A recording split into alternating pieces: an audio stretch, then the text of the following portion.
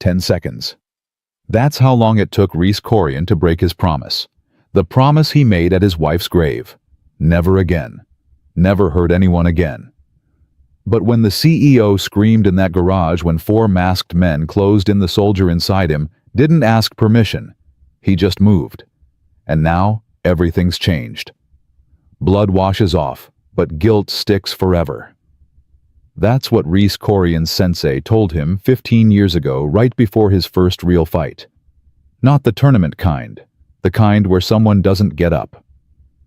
Reese was 23, then cocky, hungry to prove himself.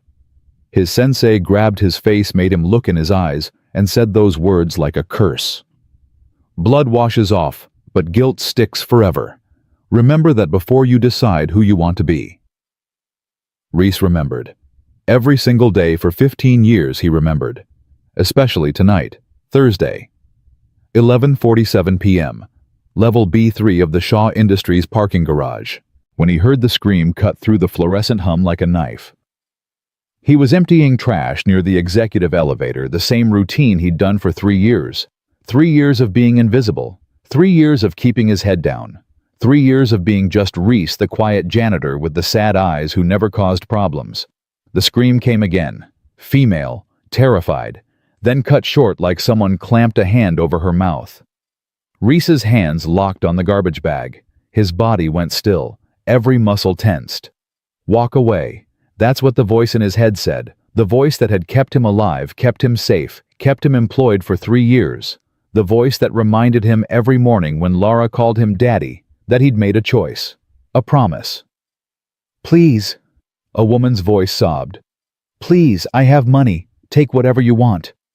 She sounded educated, professional, the kind of voice that was used to being in control and couldn't process losing it. Shut up, a male voice barked. Where's the access code to the executive server? Reese's training kicked in before his brain caught up. He cataloged the voice. Mid-30s. Urban accent. Professional, not street. This wasn't a mugging. This was corporate espionage. Maybe worse. None of your business, the voice whispered. You're a janitor. You have a daughter waiting at home. You made a promise to Anna. But Anna's voice came back to him then. Not the sick version from the hospital bed, the one who could barely whisper his name at the end. The strong version. The one from their wedding day when she'd grabbed his face the same way his sensei had and said, You're a protector, Reese. Not because you choose to be, because that's who you are. Don't ever apologize for that. Reese dropped the garbage bag. His footsteps made no sound on the concrete. 3 years of mopping floors hadn't erased 20 years of tactical training. His body remembered what his mind tried to forget. How to move through space like water. How to read angles and shadows. How to become invisible until the moment you chose to be seen. He rounded the corner and saw them. 4 men, black tactical gear, military-grade equipment, surrounding a woman in a cream-colored suit pressed against a silver Aston Martin. Her phone was shattered on the ground. Her hands were raised. Even terrified, there was something regal about her posture. Like her body refused to give up even though her mind was screaming. Reese recognized her immediately. Clarion Shaw, the CEO. The woman whose face smiled from the Forbes cover in the lobby. The woman whose office he cleaned every night at midnight, careful never to disturb her papers, always leaving a sticky note that said, "Have a good day," even though they'd never spoken. "Last chance, lady," the biggest one said, pulling out a syringe filled with something amber-colored. "Give us the server access codes or we do this the messy way. And trust me, you don't want messy." That's when Clarion's eyes found Reese. She didn't scream, didn't call out, just looked at him for 1 heartbeat. 2 heartbeats. Her expression said everything. Are you going to help me, or are you going to walk away like everyone else? Reese thought about Lara. 7 years old, sleeping in her bed with the rainbow nightlight and the stuffed elephant her mother gave her before she died. Lara, who still asked why Daddy always looked sad. Lara, who deserved a father who came home every night. He thought about the promise he'd made at Anna's grave. Never again. Never hurt anyone again. Violence is a door, and once you open it, you can never fully close it. But then he looked at Clarion Shaw, and he saw what those men couldn't see.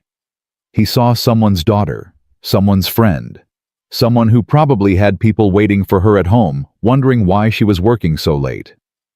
And Reese understood something in that moment that changed everything. The promise he'd made wasn't to avoid violence. It was to avoid becoming someone who used violence for the wrong reasons. This was the right reason. He stepped into the light. "Gentlemen," he said quietly, "you need to leave. Now." All four men turned. For 3 seconds, nobody moved. Nobody breathed. The garage was silent except for the hum of fluorescent lights and the distant sound of traffic 42 floors up. Then the biggest one laughed. Deep, genuine. Like Reese had just told the funniest joke he'd heard all year. "The janitor." He stepped forward. 6'4", 250 pounds of muscle, moving with the confidence of someone who'd never lost a fight. "Old man, you got exactly 3 seconds to disappear before I put you in the hospital." 1. "I'm 38, Reese said calmly. "Not old, just tired, and I'm asking nicely. Walk away. Take your friends. Leave the lady alone. Nobody has to get hurt." The man's smile disappeared. 2. "I used to teach self-defense to cops." Reese continued, his voice, still calm, still quiet. "Before that, I trained special forces in hand-to-hand combat. Before that, I spent 10 years studying 7 different martial arts under masters, who made me earn every single belt. So when I tell you that you don't want to do this, I'm not threatening you. I'm trying to save you from making a mistake you'll regret." The man's hand went to the knife on his belt. "Thor," he lunged. What happened next, Clarion Shaw would replay in her mind 1,000 times. In security footage, in nightmares, in moments when she couldn't sleep and stared at her ceiling wondering if it really happened the way she remembered. The knife came in fast. Street Fighter fast. The kind of fast that ends fights in parking lots and back alleys. But Reese moved faster. He sidestepped his body, turning like a dancer, like someone who'd practiced the same movement 10,000 times until it became instinct. His right hand caught the wrist holding the knife. Not grabbed. Caught. Like catching a baseball. Gentle but absolute. Then he applied pressure. Just pressure. Not a twist. Not a break. Just pressure on the nerve cluster at the base of the thumb, the spot where all the tendons meet, where pain explodes like fireworks. The knife clattered to the ground. The big man's eyes went wide. Not from pain, from confusion, from the realization that he'd just tried to stab someone and his hand had simply stopped working. "Median nerve," Reese said quietly, almost apologetically. "Hurts for about 5 minutes, then you'll be fine. I'm sorry." He meant it. Then he swept the man's legs. Not hard, just enough to disrupt balance. Guided his fall so his head didn't crack on the concrete. The man hit the ground with a thud, but no damage. Controlled, precise, merciful. "Get him!" another one shouted. 2 came at once.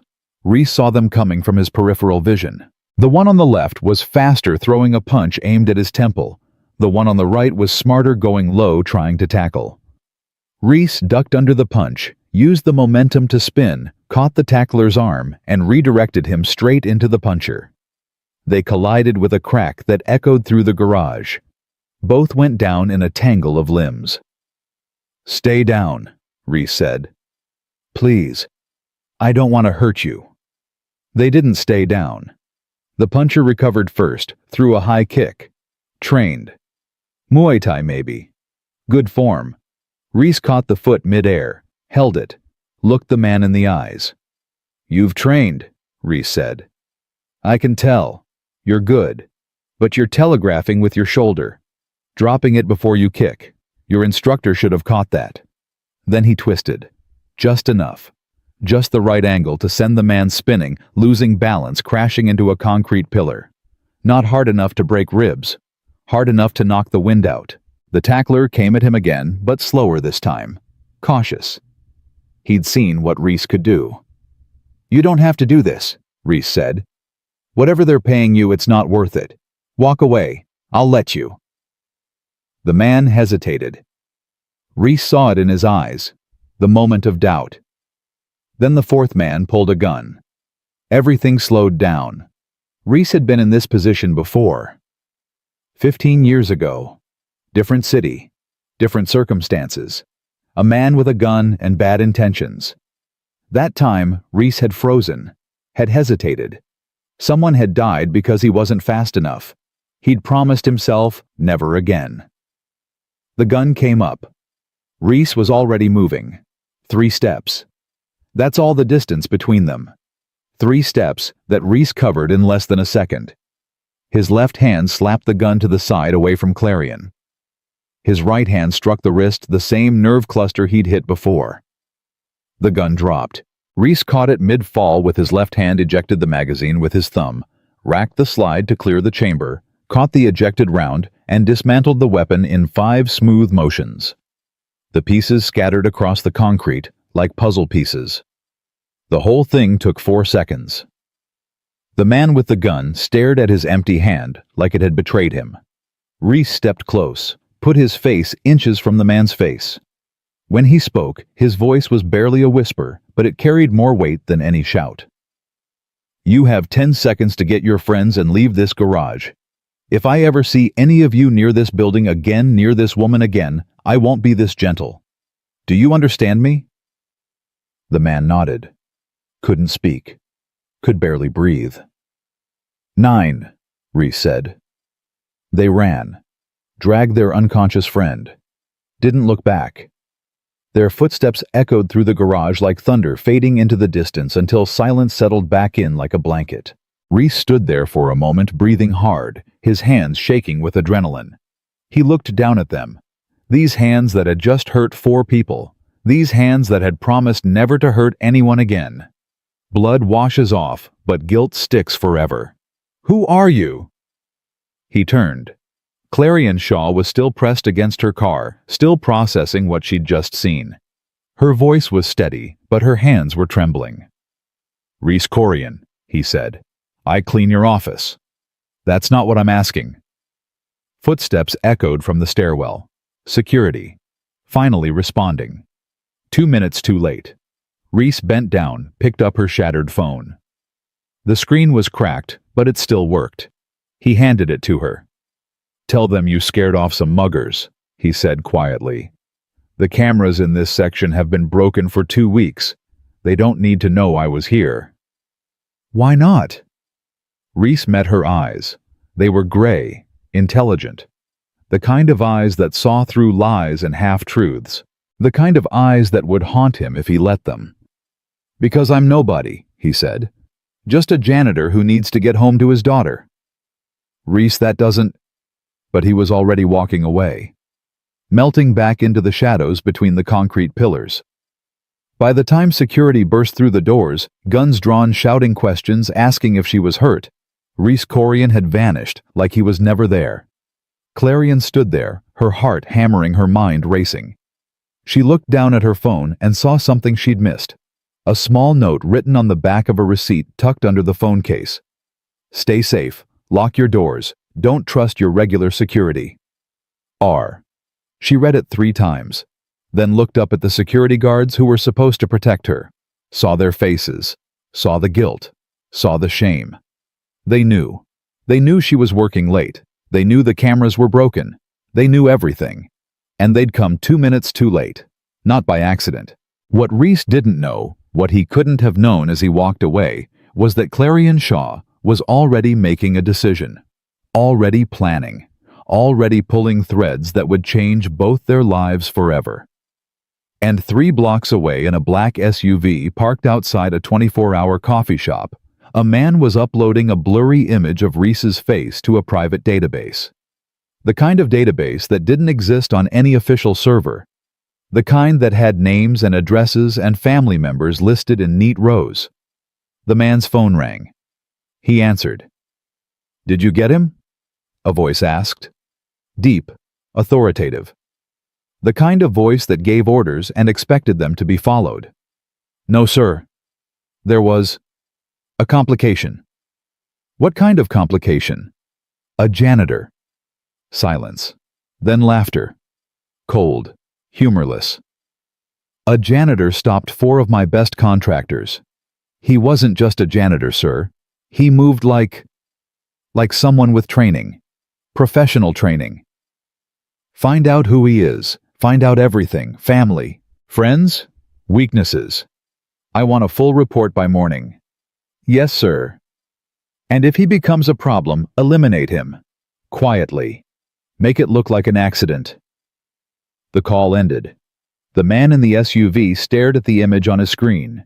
Reese Corian's face, half in shadow, looking directly at a camera he didn't know was there. "Sorry, friend," the man whispered. "You picked the wrong fight." Reese made it home at 12:43 a.m. The apartment was dark, except for the rainbow nightlight in Laura's room. He stood in her doorway watching her sleep, her chest rising and falling in that perfect rhythm that only children have. Her hand clutched the stuffed elephant. The one Anna had given her the week before. Everything fell apart. His hands were still shaking. He went to the kitchen, poured water, drank it in one gulp, tried to stop the adrenaline crash, tried to stop seeing the moment the gun came up, tried to stop hearing his sensei's voice. Blood washes off, but guilt sticks forever. "Daddy?" He spun. Lara stood in the hallway wearing her Elsa pajamas, her hair a mess of dark curls just like her mother's, her eyes barely open. "Hey, sweet pea," he said softly. "Bad dream." She shook her head, walked over, wrapped her arms around his waist. "You're shaking," she said. "Just cold, baby." "You're lying." She looked up at him. "You have your scared face." 7 years old, and she could read him better than anyone. Reese knelt down to her level. "I'm okay, I promise. Just had a weird night at work." "Did someone try to hurt you?" "No, nobody hurt me." "Did you hurt someone?" The question hit him in the chest. He pulled her close, breathed in the smell of her strawberry shampoo, the innocence that he fought every day to protect. "I helped someone, sweet pea. Someone who needed help. And now I need you to go back to bed because you have school in 5 hours and Mrs. Chen is going to be upset if you fall asleep during math again." Lara giggled. "Mrs. Chen is always upset. That's because you keep correcting her about dinosaurs. I can't help it if she's wrong." Reese kissed her forehead. "Go to sleep, baby. Sing me the song first." He carried her back to bed, tucked her in, sang the Norwegian lullaby that Anna used to sing. He didn't remember all the words anymore, but Lara didn't seem to mind. By the second verse, her breathing slowed. By the third, she was asleep. Reese sat on the floor beside her bed, stared at the glow-in-the-dark stars on the ceiling. Anna had put those up when they first moved in, before the diagnosis, before everything changed. "I broke the promise," he whispered to the darkness. "I'm sorry. I tried. I really tried. But she was in trouble, and I couldn't just walk away." The stars didn't answer. They never did. His phone buzzed. Unknown number. He stared at it for 5 rings before answering. "Hello?" "Mr. Corian." Female voice. Professional. Efficient. "This is Margaret from Shaw Industries Human Resources. Ms. Shaw would like to speak with you. She's requested your presence in her office at 9:00 a.m. tomorrow morning." Reese's stomach dropped. "I work the night shift." "She's aware. She's willing to compensate you for your time. Will you be available?" "Say no," the voice in his head whispered. "Say you're busy. Say anything. Don't open this door." "Yes," Reese heard himself say. "I'll be there." He hung up, stared at his phone, then at the photo on his nightstand.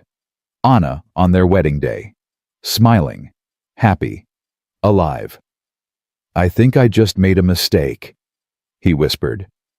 What he didn't know was that mistake had already been made the moment he stepped into that garage, The moment he chose to be a protector instead of a survivor.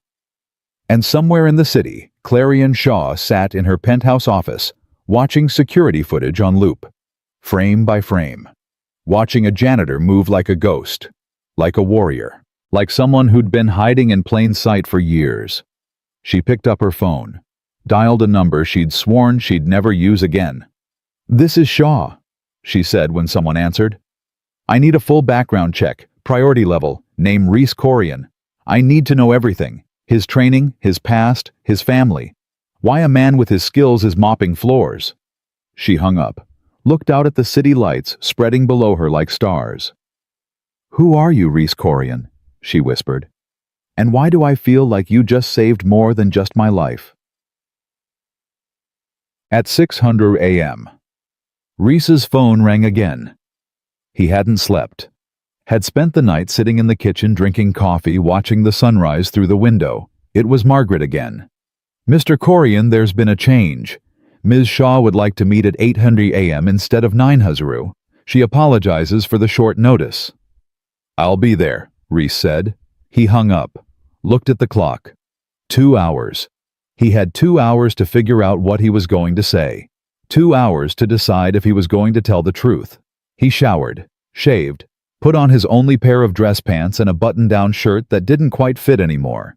He'd lost weight since Anna died. Food tasted like cardboard most days.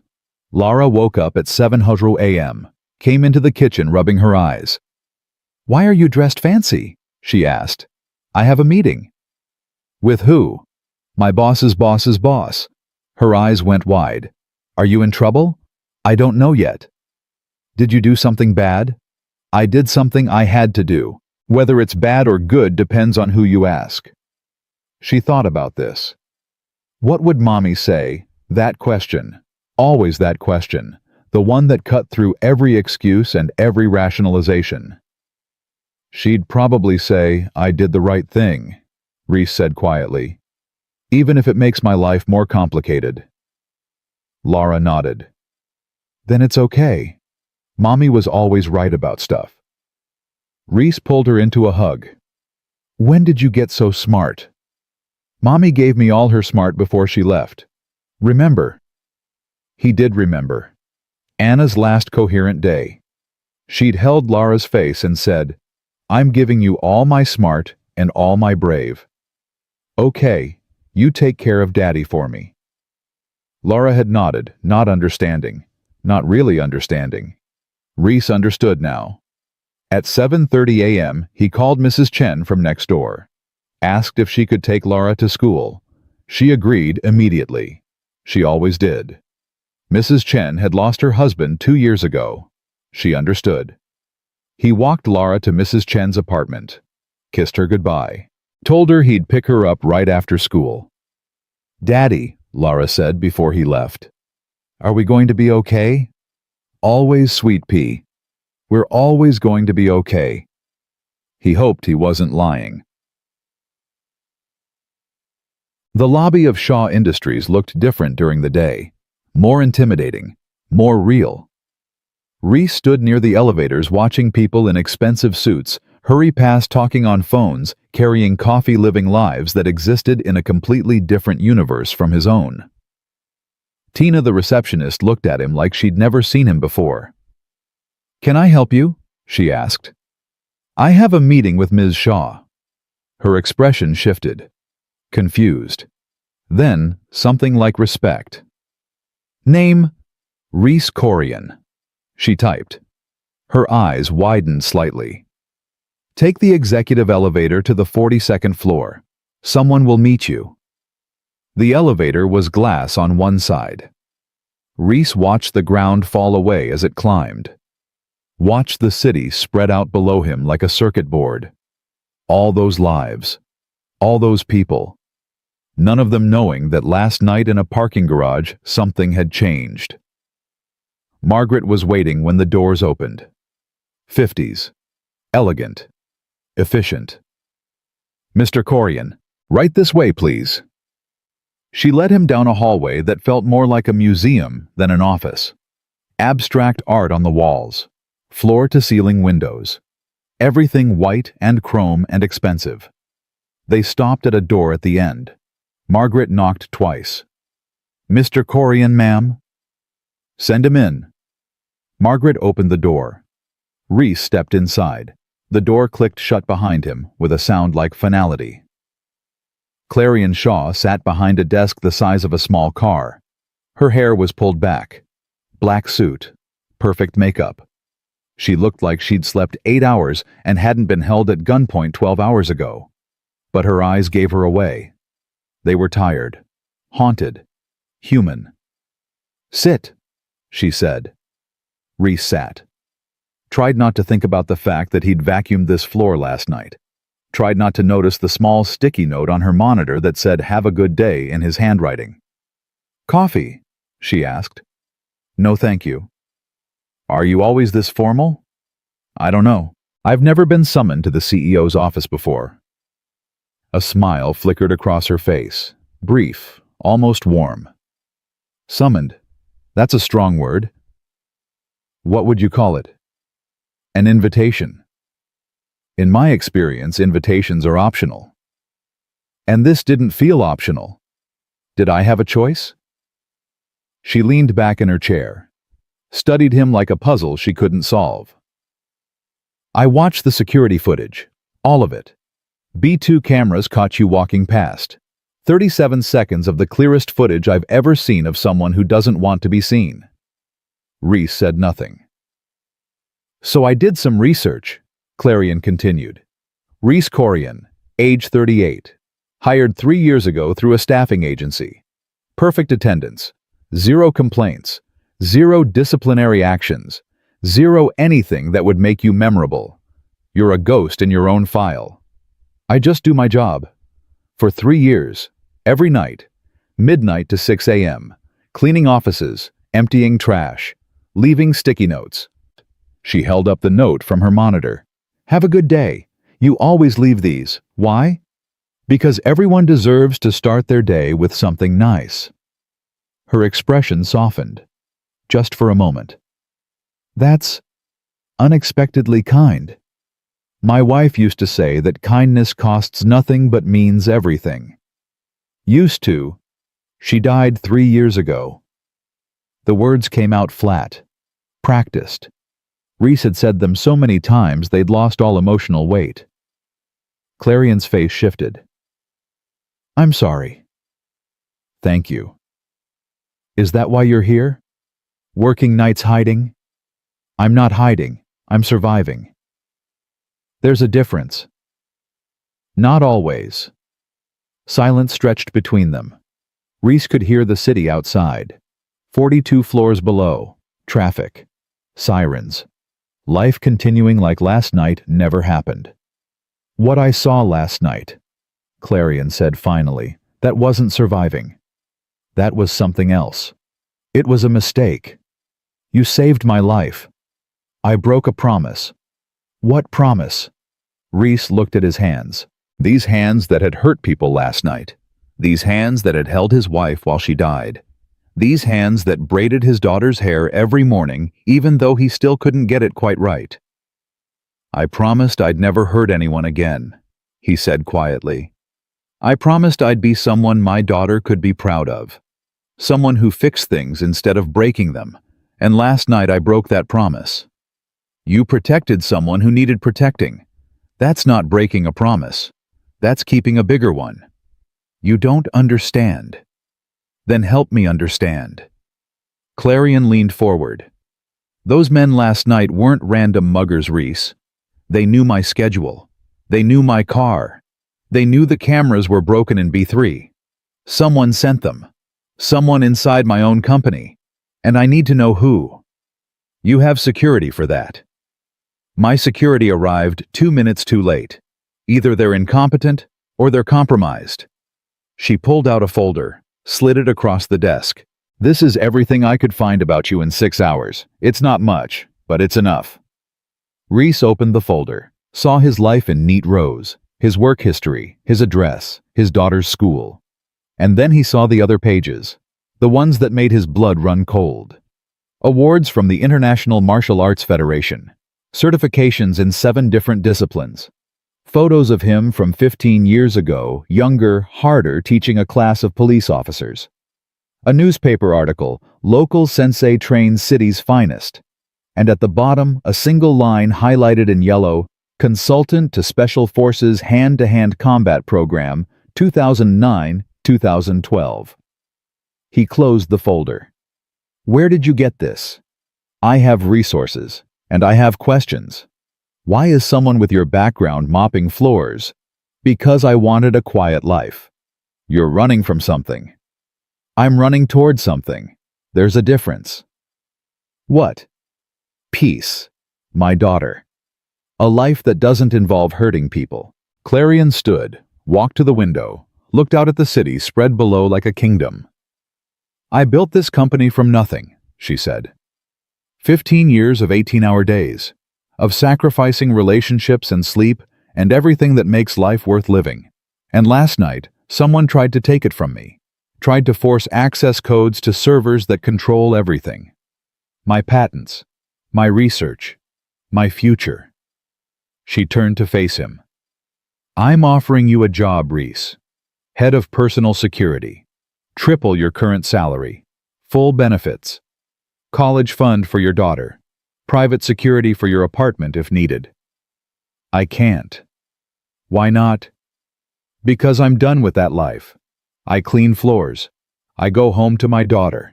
That's it." "That's not a life. That's hiding." The words stung because they were true. Clarion moved closer. "Those men saw your face, Reese. They know who you are. And people like that don't leave loose ends. So you can walk away, go back to your apartment, pretend you're invisible. But they're coming. Maybe not today, maybe not tomorrow. But they're coming. And when they do, will your daughter be safe?" Reese stood up. "Don't. Don't what?" "Tell you the truth." She held his gaze. "You think running protects her. You think hiding keeps her safe. I'm offering you a chance to do both. Protect yourself. Protect your daughter. And help me find out who's targeting me. And if I say no, then we both hope I'm wrong. We both hope those men don't find your address. Don't find out where your daughter goes to school. Don't decide that eliminating you is the smart play." The room felt smaller suddenly, colder. Reese could feel his heart hammering, could feel the weight of every decision he'd ever made pressing down on his shoulders. "I need to talk to my daughter," he said. "Take the day. Think about it." "But Reese," Clarion's expression softened. "Last night you saved my life. Let me return the favor." Reese left at 9:15 a.m. Stood in the parking garage on B3, right where it happened. The ground was clean. No blood. No evidence. Like it never happened. But it did happen. He got in his truck, drove to Lara's school, sat in the parking lot and watched kids playing on the playground. Saw Lara with her friends, smiling, laughing, safe. For now. His phone buzzed. Text message. Unknown number. "We know who you are, Mr. Corian. We know where you live. We know where your daughter goes to school. Withdraw from this situation or there will be consequences." Reese stared at the message, read it 3 times, then looked back at the playground, at Lara. She was showing her friend something. Probably another dinosaur fact that Mrs. Chen got wrong. His phone buzzed again. This time a photo. His apartment building. Taken this morning. The timestamp 8:47 a.m., while he was at Shaw Industries, while Lara was at school, while someone was watching. Reese's hands started shaking, not from fear, from rage. Pure, controlled rage that he'd spent 3 years learning to suppress. They'd crossed a line. They'd made it about his daughter. He pulled up his contacts, found the number Clarion had given him. Pressed call. She answered on the first ring. "I'll do it," Reese said. His voice was steady, cold. "But I have conditions." "Name them." "My daughter comes first, always. School events, sick days, everything. No exceptions." "Agreed." "I don't kill unless there's absolutely no other option." I stop threats, but I do it my way. Agreed. And when this is over, when we find whoever's targeting you, I want the option to walk away, to disappear, to go back to being nobody. Silence. Then, why would you want that? Because being somebody is what got me here in the first place. Okay, agreed. When can you start? Reese looked at the playground one more time. At Lara. At the life he'd built from the ruins of the one he'd lost. I already have, he said. He hung up, got out of his truck, walked toward the school office. He had calls to make. Arrangements to move Lara somewhere safe. Just for a few days. Just until this was resolved. What he didn't see was the black SUV parked across the street. The man inside with the camera. The phone call being made. He just agreed, the man said. What do you want me to do? The voice on the other end laughed, cold, cruel. Let him think he's protecting her. Let him think he's in control. Then take everything from him. Slowly, painfully. I want Clarion Shaw to understand what happens when you refuse to cooperate. And the daughter. Insurance. We don't hurt children. But we make sure Daddy knows we could. That's always been the most effective leverage. The call ended. Inside the school, Reese was talking to the principal, explaining that Lara would be staying with her grandmother in Portland for a few days. Family emergency. The principal nodded, understood, made notes. Lara appeared 10 minutes later, pulled from class confused. Daddy, what's wrong? Reese knelt down, looked her in the eyes. These eyes that trusted him completely. These eyes that believed he could protect her from anything. Remember how we talked about adventures, he said gently. How sometimes people have to go on adventures to solve problems. She nodded. You're going on a little adventure to Grandma's house in Portland, just for a few days, and I'm going to stay here and solve a problem. Okay. What kind of problem? The kind that adults have to handle. But I promise you're safe. Grandma's going to pick you up from school today, and I'm going to call you every single night before bed. Tears welled in her eyes. You're scaring me. I know, Sweet Pea, and I'm sorry. But this is important, and I need you to be brave. Can you be brave for me? She nodded, wiped her eyes. Mommy gave me all her brave, remember? I remember. He hugged her, breathed in her strawberry shampoo smell. Memorize this moment, just in case. I love you more than all the stars, he whispered. Their special phrase. The one Anna used to say. I love you more than all the universe, Lara whispered back. He let her go, watched her walk back to class, turned and left before she could see the tears in his own eyes. In the parking lot, he called Anna's mother, explained the situation in vague terms. She agreed immediately. She'd pick up Lara at 3:00 p.m., drive straight to Portland, stay there until Reese called. Be careful, she said before hanging up. Anna would never forgive me if something happened to you. I'll be careful. Promise me, Reese. I promise. He hung up, got in his truck, drove toward Shaw Industries, toward whatever came next. His phone buzzed one more time. Another message from the unknown number. Smart move, Daddy. Maybe you'll survive this after all, but probably not. Reese deleted the message, started the truck, looked at himself in the rearview mirror. The man looking back wasn't a janitor anymore, wasn't a grieving widower hiding from his past. He was someone else, someone he'd promised to leave behind. Blood washes off, he whispered to his reflection. But guilt sticks forever. Then he drove toward Shaw Industries, toward Clarion Shaw, toward the fight he'd been running from for 3 years. The door he'd nailed shut was opening, and this time he was walking through it with his eyes wide open. The elevator ride to the 42nd floor felt longer the second time. Reese watched the numbers climb and thought about the last time he'd changed careers.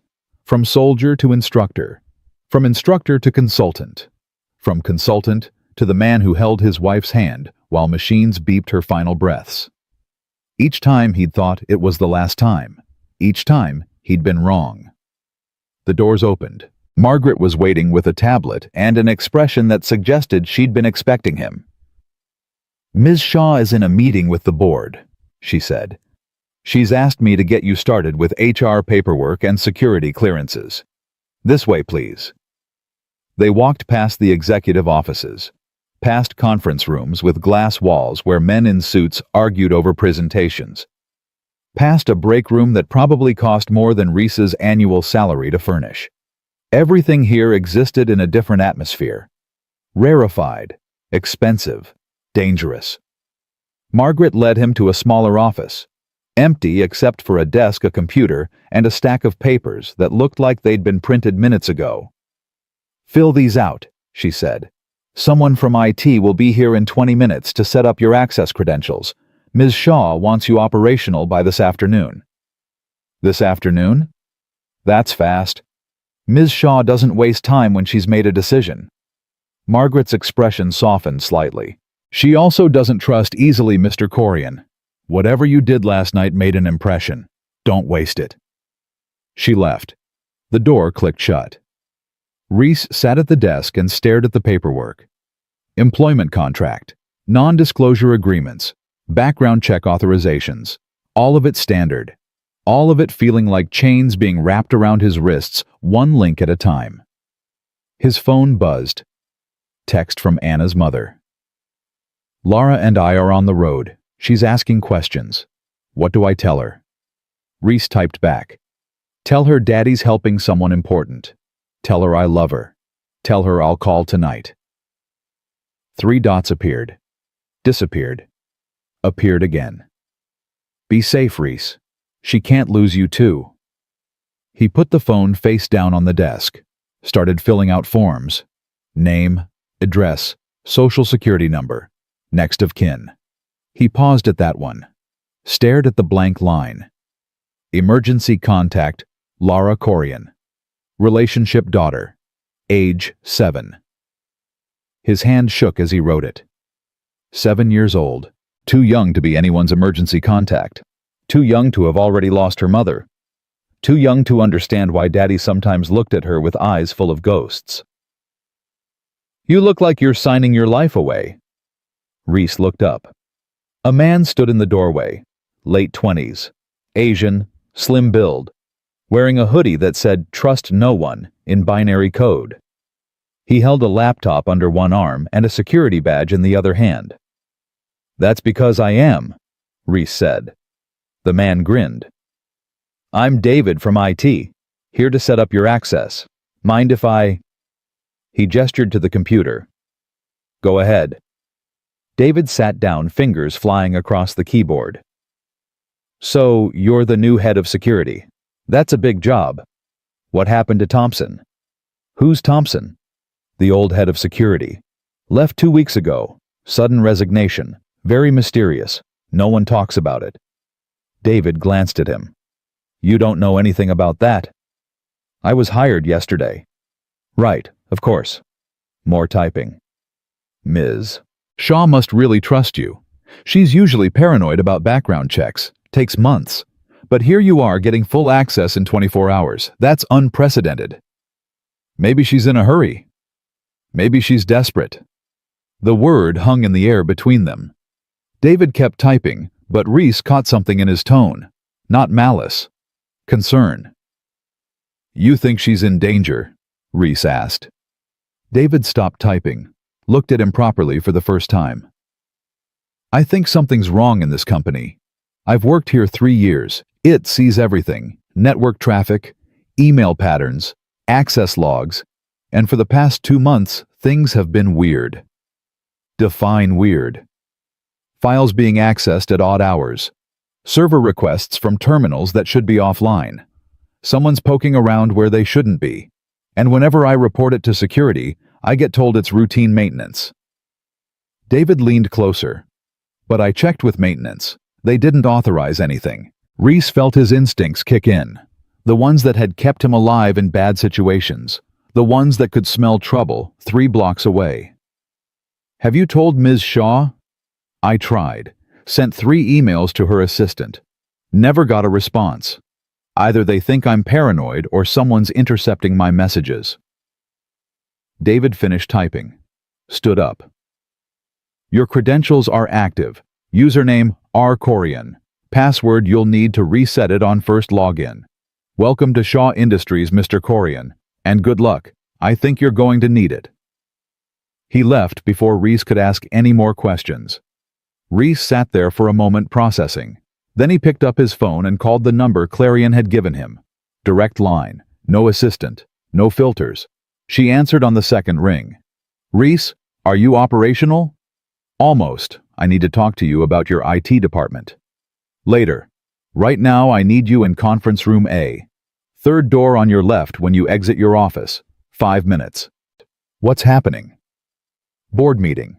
They want to meet the man who saved my life, and I want them to see the man who's going to keep them safe. She paused. Wear the jacket in the closet behind your desk. You can't meet the board looking like a janitor. She hung up. Reese opened the closet. Inside was a black suit jacket, his size, perfectly tailored. Expensive enough that he was afraid to touch it. He put it on, looked at himself in the small mirror on the closet door. The man looking back wasn't a janitor anymore. Wasn't even the martial arts instructor from 15 years ago. He was something else now. Something he hadn't planned to be. He was employed again. By one of the richest women in the city. To protect her from threats he didn't fully understand. Anna, he whispered to his reflection. I really hope I'm doing the right thing. The reflection didn't answer. Conference room A was massive. Floor-to-ceiling windows overlooking the city. A table that could seat 20 people. Screens on every wall showing stock tickers, news feeds, company metrics. 8 people sat around the table, 7 men, 1 woman, all of them 50 plus, all of them looking at Reese like he was a stain on their expensive furniture. Clarion sat at the head of the table. She'd changed since this morning. Different suit, hair down. She looked less like a CEO and more like someone preparing for war. Everyone, this is Reese Corian, our new head of personal security. She gestured to an empty chair beside her. Reese, these are our board members. They have questions. Reese sat. Felt 8 pairs of eyes dissecting him. Ms. Shaw, one of the men said. He was 60s, silver hair, expensive watch. With all due respect, this is highly irregular. Thompson resigned 2 weeks ago. We've been conducting interviews for his replacement, and now you're telling us you've hired someone without board consultation. I hired someone I trust, Gerald. You trust a janitor. I trust someone who risked his life to save mine. Clarion's voice was ice. Or have you all forgotten that I was assaulted in our parking garage 2 nights ago? We haven't forgotten, another man said. Younger, early 50s, sharp eyes. But we also haven't seen any evidence of this alleged assault. Security found no suspects, no footage, no proof beyond your statement. Reese studied this man. Something about him felt wrong. The way he sat. The way he watched Clarion, like a predator watching prey. Are you calling Ms. Shaw a liar? Reese asked quietly. The room went silent. The man turned to look at Reese properly. I'm sorry, who are you again? Reese Corian, the man who stopped 4 armed contractors from kidnapping your CEO. He kept his voice level, professional. The man who watched them demand server access codes. The man who saw the syringe they were planning to use on her. So when you sit there and suggest this was alleged, I have to wonder why you're more interested in discrediting her than finding out who sent those men. The man's face went red. I don't appreciate your tone. And I don't appreciate people who put corporate politics above safety. Reese turned to Clarion. Who is this? Lachlan Graves, Clarion said. VP of Operations. He's been with the company 8 years. Interesting, Reese said. Because the men who attacked Ms. Shaw knew her schedule, knew her car, knew the cameras in B3 were broken. That information doesn't exist in public records. Someone inside this company provided it. Lachlan stood up. Are you accusing me of something? I'm stating facts. Ms. Shaw was targeted by professionals. Professionals need intel. Intel comes from inside. So, yes, Mr. Graves, I'm absolutely accusing someone in this room of being involved.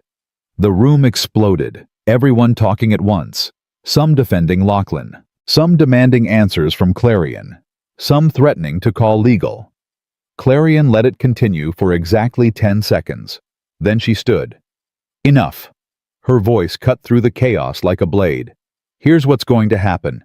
Reese is going to conduct a full security audit. Every department, every employee, every access log. If there's a leak, he's going to find it. And when he does, I'm going to make sure whoever's responsible faces criminal charges. Are we clear? Silence. Then Gerald spoke. And if we object, then I'll assume you have something to hide. Clarion gathered her papers. Board meeting adjourned. Reese with me. She walked out. Reese followed. Behind them, he could hear the board members arguing. Heard Lachlan's voice rise above the others. This is a witch hunt. I won't stand for it. In the hallway, Clarion kept walking until they reached her office. Closed the door. Locked it. That was either brilliant or stupid, she said.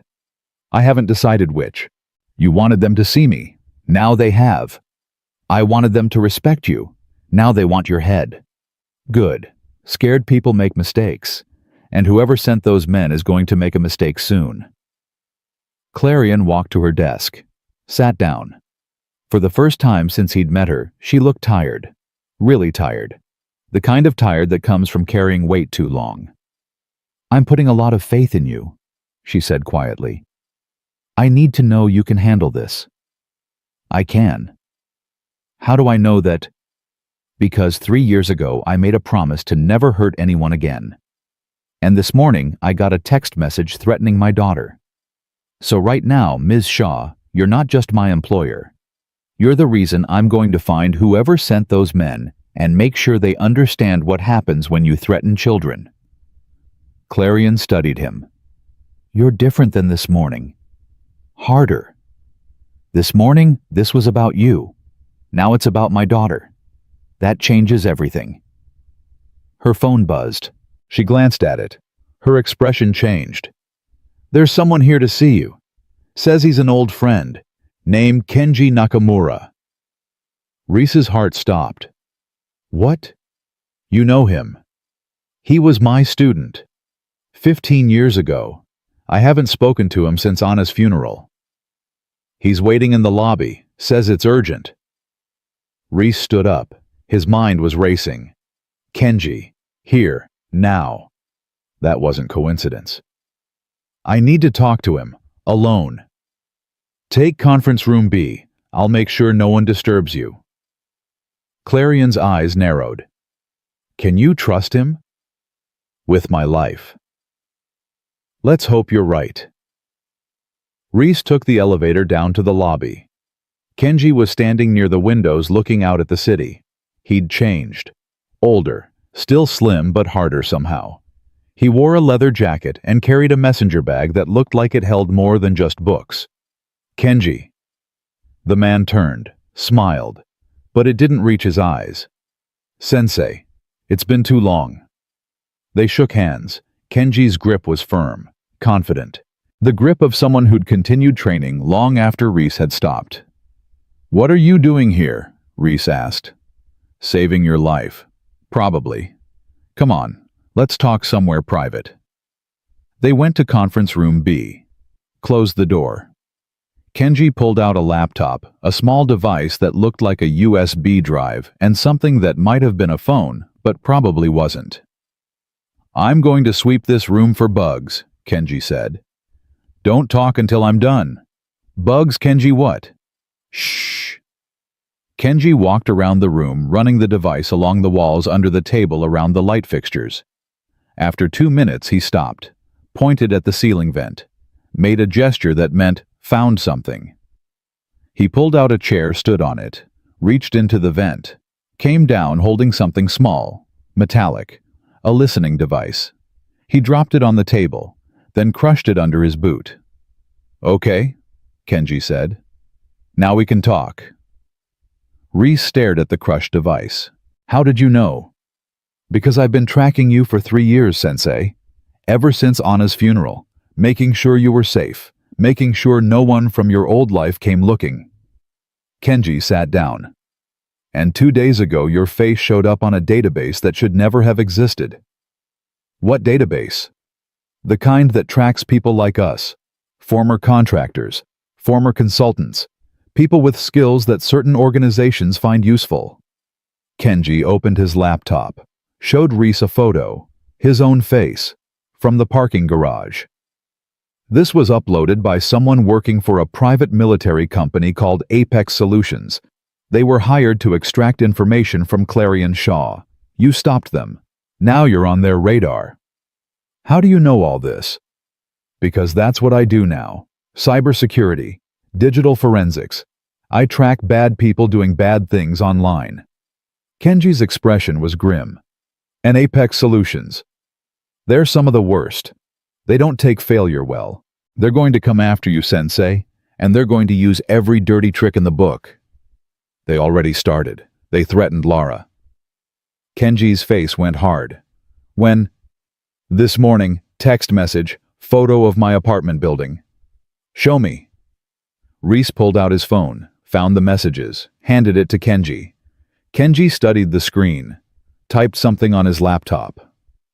"Burner phone, routed through 3 different cell towers, professional setup. But..." He typed faster.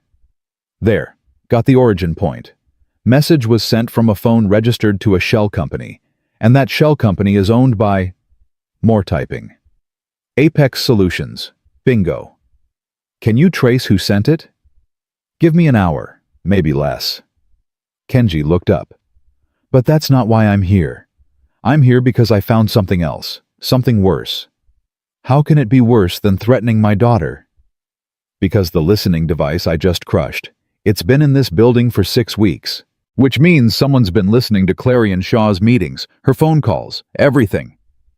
Kenji pointed at his laptop. "And I found 17 more just like it. In her office, in the executive conference room, even in her car." Reese felt his blood run cold. Someone inside the company. Someone high up. Someone with access. Someone who knew exactly when to plant these devices. Kenji pulled up a schematic of the building on his screen. Red dots marked each listening device. This wasn't amateur hour. This was professional surveillance. Corporate espionage at the highest level. "Can you remove them?" "I can. But if I do, whoever planted them will know we found them. Better to leave them in place and feed false information. Or we could find out who's listening." Kenji smiled. "Now you're thinking like the old sensei I remember." "Yes, we could do that. It would require setting a trap. Saying something over one of these devices that would force the listener to react, then tracking that reaction back to its source. How long would that take? A day, maybe 2. Kenji closed his laptop. "But I need something from you first." "What?" "Tell me why you're really here. You spent 3 years avoiding anything that looked like your old life. Now suddenly you're head of security for one of the biggest tech companies in the city. That's not random, Sensei." "So what changed?" Reese thought about the parking garage, about Clarion's eyes finding his in the darkness, about the choice he'd made to step into the light instead of hiding in the shadows. "Someone needed help," he said simply. "And I was tired of running." Kenji nodded slowly. "Good. Because the people you're up against, they don't stop, they don't forgive, and they don't lose gracefully. Apex Solutions has a reputation for burning everything down when a contract goes south. So if you're doing this, if you're really doing this, you need to be all in." "I'm in. Even if it means hurting people. Even if it means breaking that promise you made at Anna's grave." The question hit like a punch. Reese looked at his hands. These hands that had held his daughter this morning. These hands that had hurt 4 men 2 nights ago. Anna told me I was a protector, Reese said quietly. She said it was who I am, not just what I do. I spent 3 years trying to prove her wrong. But she was right. She was always right. So yes, even if it means breaking my promise. Because some promises are worth breaking if it means keeping the ones that matter more. Kenji stood, extended his hand. Then welcome back, Sensei. Let's go catch some bad guys. They shook. Reese felt something shift inside him. Not regret, not fear. Certainty. For the first time in 3 years, he felt like he was moving in the right direction instead of just moving away from something. One more thing, Kenji said. I need full access to your company's network. Can Clarion authorize that? I'll ask her. Good, because whoever's running this operation is smart. They've covered their tracks well. But everyone makes mistakes, and I'm very good at finding mistakes. They left conference room B. Rode the elevator back to the 42nd floor. Margaret was waiting outside Clarion's office. Ms. Shaw wants to see you both. Immediately. Inside, Clarion was on the phone. Her face was pale. When she saw them, she ended the call. We have a problem, she said. I just got a call from our lead engineer. Someone accessed our main server at 3:00 a.m. this morning. Downloaded 3 years' worth of proprietary research, patents, prototypes, everything. From where? Kenji asked. That's the problem. The access came from my personal login credentials, my password, my security token. She looked at Reese. Someone's framing me for corporate espionage. Or they're planning to use it as leverage, Reese said. They can't get the information from you, so they're taking it themselves and making it look like you're selling company secrets. But why? Why go through all this? Because someone wants your company, Kenji said. And the best way to take over a company is to destroy its CEO's credibility first. Clarion sat down heavily. Who would want this badly enough to commit corporate espionage? Reese thought about the board meeting, about Lachlan Graves, about the way he'd questioned whether the attack even happened. Someone who benefits from your downfall, Reese said. Someone who's been positioning themselves to take over if you fail. Someone who's been here long enough to know every detail of your operation. Lachlan, Clarion whispered. You think it's Lachlan? I think we need to find proof, and I think we need to do it before he makes his next move. Kenji was already typing on his laptop. Give me access to your network, and I'll find the proof. If Lachlan's involved, he's left digital fingerprints somewhere. They always do. Clarion pulled out her phone, made a call. Margaret, I need you to authorize full network access for Kenji Nakamura. Yes, full access, everything. Authorization code Shaw Alpha 9. She hung up. You have 1 hour. Find me something I can use. I'll find it in 30 minutes, Kenji said. He was already walking toward the door. Sensei, you should probably prepare for the worst. If Lachlan realizes we're onto him. The lights went out, complete darkness. Then emergency lighting kicked in, red and dim. Clarion's phone buzzed. She looked at the screen. Building-wide power failure. All elevators offline. Security system down. That's not a failure, Reese said. That's a coordinated attack. From somewhere below them, maybe 20 floors down, came the sound of glass breaking. Then screaming. Kenji pulled out what Reese now realized was definitely not a phone. Motion sensors on floors 30 through 40. Multiple contacts, armed, moving fast. Professional formation. How many? Reese asked. 8, no 10. They're splitting up. 4 heading to server room, 6 heading here.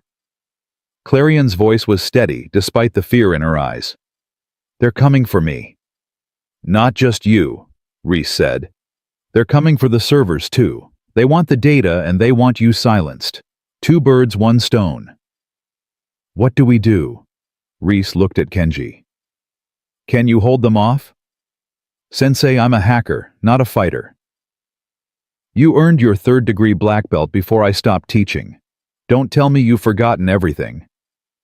Kenji smiled. I haven't forgotten. Just rusty. Good, because we're about to find out how rusty. Reese turned to Clarion. Is there another way out of this office? Service stairwell, east side, goes all the way to the parking garage. That's where we're going. Kenji, you're with us. We move fast, we move quiet, and we don't engage unless we have no choice. And if we don't have a choice... Reese looked at his hands one more time. These hands that had promised never to hurt anyone again.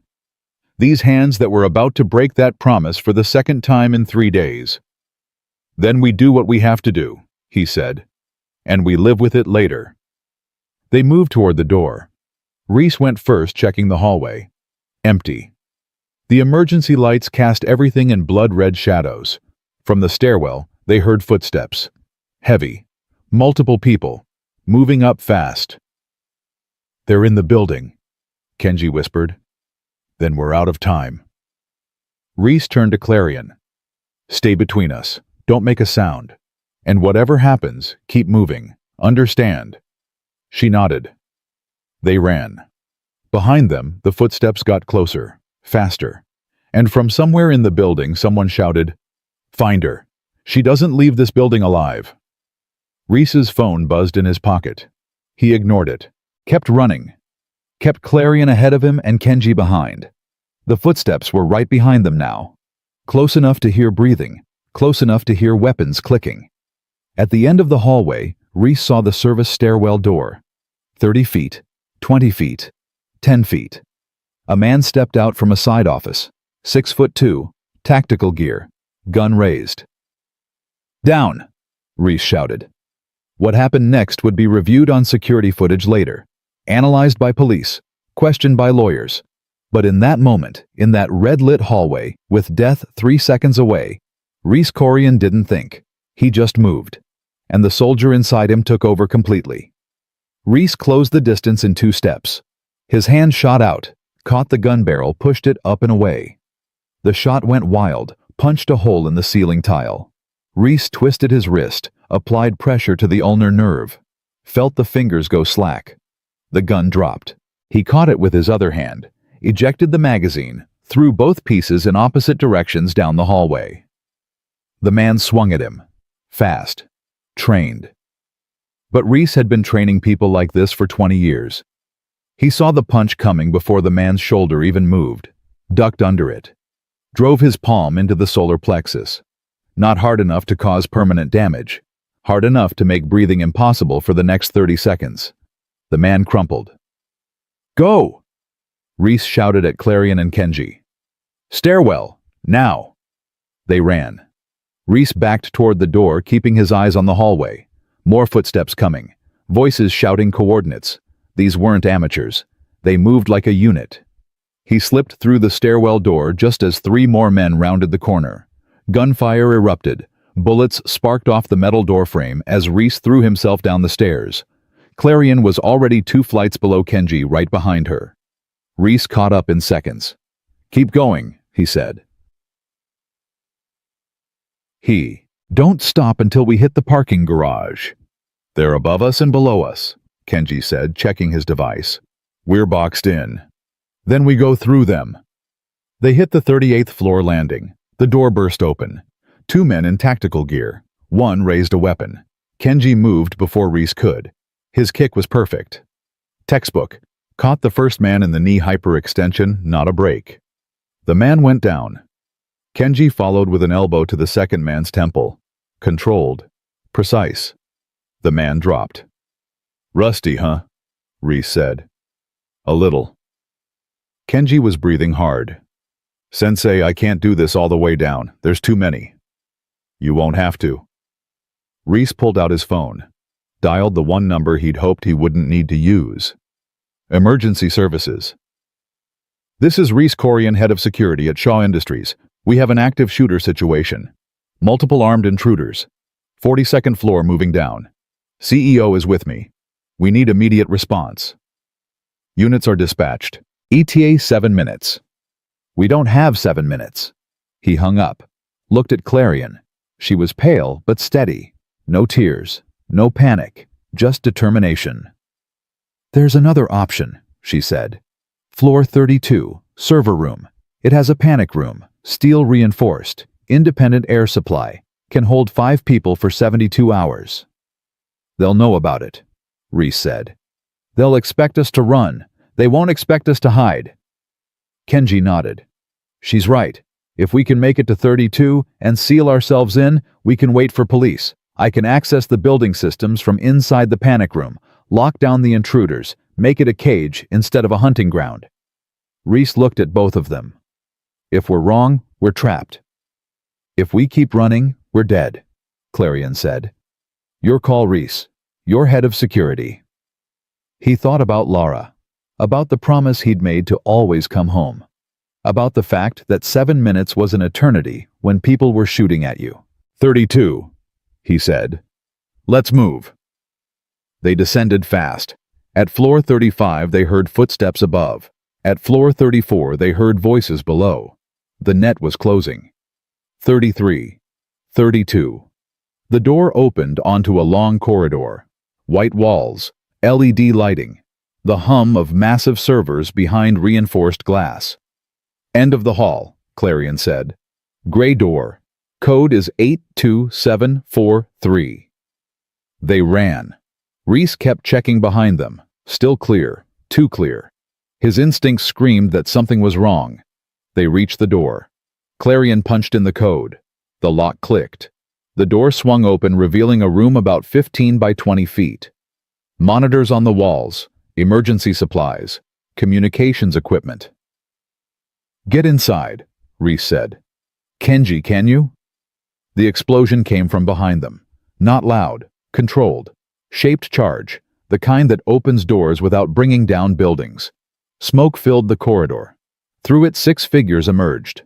Tactical gear, night vision, moving in perfect formation. Inside now. Reese shoved Clarion through the door. Kenji followed. Reese started to follow. A hand grabbed his shoulder, pulled him back. He spun, struck out, connected with body armor. The man didn't flinch, drove a fist into Reese's ribs. Pain exploded. Reese stumbled back. Reese! Clarion screamed from inside the panic room. The man came at him again, bigger than Reese, younger, stronger, but Reese had spent 20 years learning how to beat people who were bigger. Younger, stronger. He dropped low, swept the legs, used the man's momentum against him. Guided the fall. The man's head hit the floor, not hard enough to kill, hard enough to stop the fight. Reese scrambled toward the panic room door. Another man blocked his path, raised a weapon, finger on the trigger. This is it, Reese thought. This is how it ends. The shot never came. Kenji appeared in the doorway, grabbed Reese's arm, yanked him inside. The door slammed shut. Locks engaged with heavy metallic thuds. Bullets hit the other side. Sounded like hail on a tin roof. The door didn't budge. Reese collapsed against the wall, breathing hard ribs, screaming. Clarion knelt beside him. Are you hit? No, just bruised. He looked at Kenji. Thanks. You taught me to never leave a man behind, even if that man is my sensei. Kenji was already at the monitors, fingers flying across keyboards. Okay, I'm in the system. Holy hell, they really did lock down everything. But I can work with this. Can you see them? Clarion asked. Thermal imaging. 6 contacts outside our door. 4 more on floor 34. 2 on floor 36. Kenji pulled up more screens. Wait. There's something else. Accessing security logs now. Reese stood up, ignoring the pain in his ribs. What did you find? The power outage. It was triggered from inside the building. Terminal ID. Oh, you've got to be kidding me. Terminal ID LG XX04. LG, Clarion said. Lachlan Graves. He's not even hiding it. Kenji pulled up more data. Here's better. Email correspondence between Graves and Apex Solutions, dated back 6 months. He hired them to extract your server access codes. When that failed, he authorized a full breach. And get this, there's a wire transfer. $2 million, sent this morning. Blood money, Reese said. Payment for the contract. Not just payment. Kenji zoomed in on an email. Read this. Clarion leaned over his shoulder. Her face went white. He's selling my company. He's already negotiated terms with Meridian Corp. They'll take over Shaw Industries for 40% below market value. The board will vote to remove me for corporate espionage. Then Graves takes over as interim CEO and completes the sale. He walks away with $50 million. $50 million for destroying everything you built, Reese said. How did we not see this? Because I trusted him. 8 years. He was loyal, professional. I made him VP. Her voice cracked. I made him rich, and it wasn't enough. It's never enough for people like that, Kenji said quietly. I've seen it 100 times in cybersecurity. Someone gets a taste of real money, and they can't stop. They have to have more, even if it means betraying everyone. The door shuddered. Something hit it hard. Not bullets. Something heavier. Breaching charge, Reese said. They're going to blow the door. Can they? Clarion asked. Eventually. This door is rated for small arms fire, not military-grade explosives. Then we need to change the game. Kenji was typing faster. If I can access the building's fire suppression system. You'll flood the floor, Reese said. Trap them. Exactly. But it'll trap us too. Can we survive it? This room is sealed. We'll be fine. They'll be swimming in 3 inches of water with electrical systems shorting out all around them. They'll have to retreat or risk electrocution. Clarion grabbed Kenji's shoulder. Do it. You're sure this will cause millions in damage?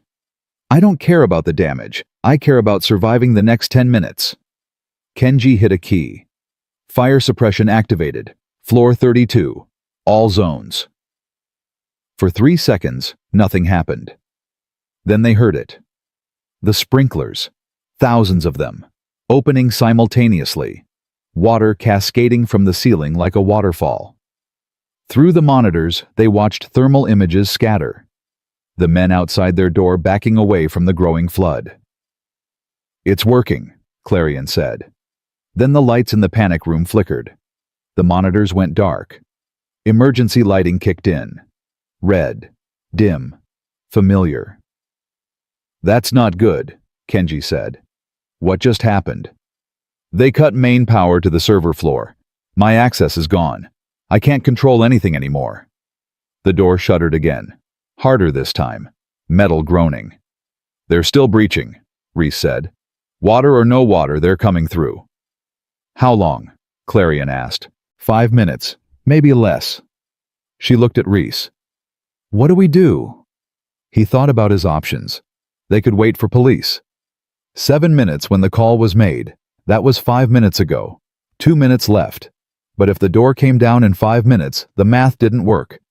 They could surrender. Hope Apex Solutions wanted prisoners, not bodies. But Reese had seen their operation. They were professionals. Professionals didn't leave witnesses, or they could fight. 3 people against 10 trained operators. Bad odds.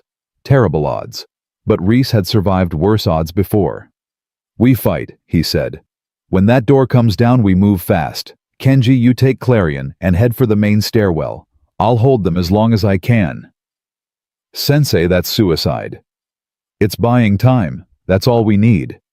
2 minutes for police to arrive. I'm not running, Clarion said. This is my company, my people. I don't hide while someone else fights. With respect, Ms. Shaw, you're not trained for this.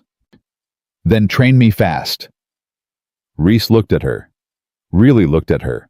Saw the determination, the steel, the same quality that had built a company from nothing, the same quality that refused to break even when 4 men had held her at gunpoint. Okay, he said. Kenji, what do we have for weapons in here? Kenji searched the emergency supplies. Fire extinguisher, first aid kit, crowbar, flashlight. Not exactly an arsenal. It'll do. Reese picked up the crowbar. Clarion, you take the fire extinguisher. If anyone gets past me, you spray them in the face. Aim for the eyes. Don't hesitate. Kenji, your backup. Stay behind Clarion. If someone gets past both of us, you do what you did in the hallway. That was 2 guys. This is 10. Then you better make every hit count. The door shuddered. A third time. This one louder. The metal was warping. They were almost through.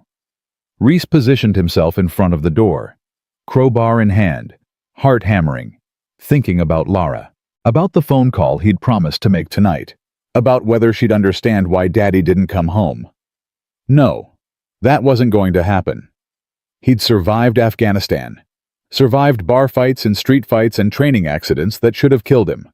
He'd survived losing Anna. He wasn't going to die in a panic room on the 32nd floor of a building he used to mop. "When I move," he said quietly, "you move. Stay behind me. Don't stop. Don't look back. If I go down, you keep moving. Promise me." "Reese," Clarion started. "Promise me." "I promise." The door exploded inward. Smoke. Debris. A figure in tactical gear stepping through. Reese swung the crowbar, connected with the rifle barrel, knocked it aside, drove the crowbar's hooked end into the gap between body armor plates. The man grunted, went down. Reese was already moving to the next one. This one was faster. Ducked the swing, drove a fist into Reese's injured ribs. Pain whited out his vision. He stumbled, felt hands grabbing him, pushing him back. Then cold foam hit his attacker in the face. The fire extinguisher. Clarion was screaming, emptying the whole canister. The man clawed at his eyes, stumbling. Kenji appeared from the side. A perfect kick to the knee. The man went down. Kenji followed with an elbow strike that ended the fight. "Go!" Reese shouted. "Stairwell now!" They ran. Out into the corridor. Water was ankle deep. The server room alarms were screaming. Emergency lights cast everything in red. 3 more men appeared from the smoke. Raised weapons. Reese threw the crowbar. It spun end over end, hit the first man in the chest. Not enough to hurt through body armor. Enough to disrupt his aim. The shots went wide. They reached the stairwell door. Kenji got there first. Threw it open. They piled through and stopped. 5 men waited on the stairs. Different tactical gear. Different insignias. Not Apex Solutions. Police. "Get down! Get down now!" They dropped to their knees. Hands up. Reese had never been so happy to be held at gunpoint in his life. "Clear!" one of the officers shouted into his radio. "We have the CEO. Repeat, we have Clarion Shaw. She's safe." More police poured up the stairs. A SWAT team, heavily armed, moving in perfect formation up toward floor 32, where Apex Solutions operators were probably realizing they'd run out of time. A lieutenant knelt beside Clarion. "Ma'am, are you injured?" "No, but they are." She gestured at Reese and Kenji. "These men saved my life. Whatever they did it protecting me." The lieutenant looked at Reese. "You're Corian. You made the 911 call." "Yes." "Ballsy move, taking them on with a crowbar. We've got 10 armed hostiles on 32. How many did you personally engage?" "I stopped counting." The lieutenant almost smiled. "SWAT will handle it from here. We need to get you all to a secure location. Come on." They followed police down the stairs, past SWAT teams heading up, past the bodies of Apex Solutions operators who'd made the mistake of engaging law enforcement. At the ground floor, they emerged into chaos. Police cars, ambulances, news vans already setting up cameras. Clarion looked at the building, at the water streaming from the 32nd floor, at the smoke, at the shattered glass. "My company," she whispered. "Still standing?" Reese said. "Still yours." A paramedic approached. "Sir, you're bleeding. You need to sit down." Reese looked down. He was bleeding. From somewhere. He couldn't remember where he'd been hit. Adrenaline had kept the pain away. Now it was coming back. Hard. "I'm fine," he said. "You're going into shock. Sit. Now." He sat on the back of an ambulance. Let the paramedic clean wounds he didn't remember getting. Watched police escort handcuffed Apex Solutions operators out of the building. 8 of them. 2 still missing. Probably still inside. Probably wishing they'd picked a different contract. Kenji sat beside him. That was insane. Which part? All of it. You know, when I decided to come warn you today, I was thinking we'd grab coffee, have a talk, maybe reminisce about old times. He laughed, slightly hysterical. I wasn't planning on fighting off a military contractor in a flooded building. Welcome back to my life. Your life is crazy, Sensei. Tell me about it. Clarion was talking to police, giving statements, pointing at the building. At one point, she gestured toward Reese. Several officers looked his way. One wrote notes. She's telling them you're a hero, Kenji said. I'm a janitor who got lucky. You're a janitor who took down multiple trained operators with a crowbar while protecting a CEO. That's not luck. That's skill. It's rust. I'm out of practice. Sensei, if that's you out of practice, I'd hate to see you in your prime. A detective approached. 50s. Gray hair. Tired eyes. Mr. Korean Detective Martinez, I need to ask you a few questions. Of course. Ms. Shaw says you discovered evidence of corporate espionage. Employee named Lachlan Graves. Claims he hired Apex Solutions. You have proof of this. Kenji pulled out his laptop. Water damaged, but still functional. I have emails, wire transfers, communication logs, everything you need. Martinez took the laptop.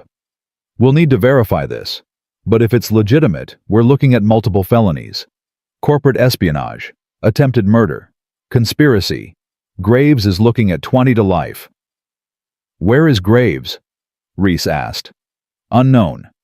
We have units at his home, his office. So far, nothing. He vanished about 2 hours ago, right around the time the power went out. Reese felt his blood run cold. He knew. He knew this was happening. We think he's the one who triggered the building lockdown, gave Apex Solutions the access they needed, then disappeared to establish an alibi. He's running.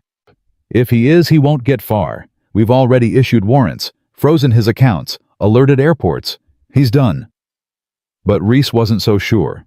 People like Lachlan Graves always had backup plans, always had exit strategies.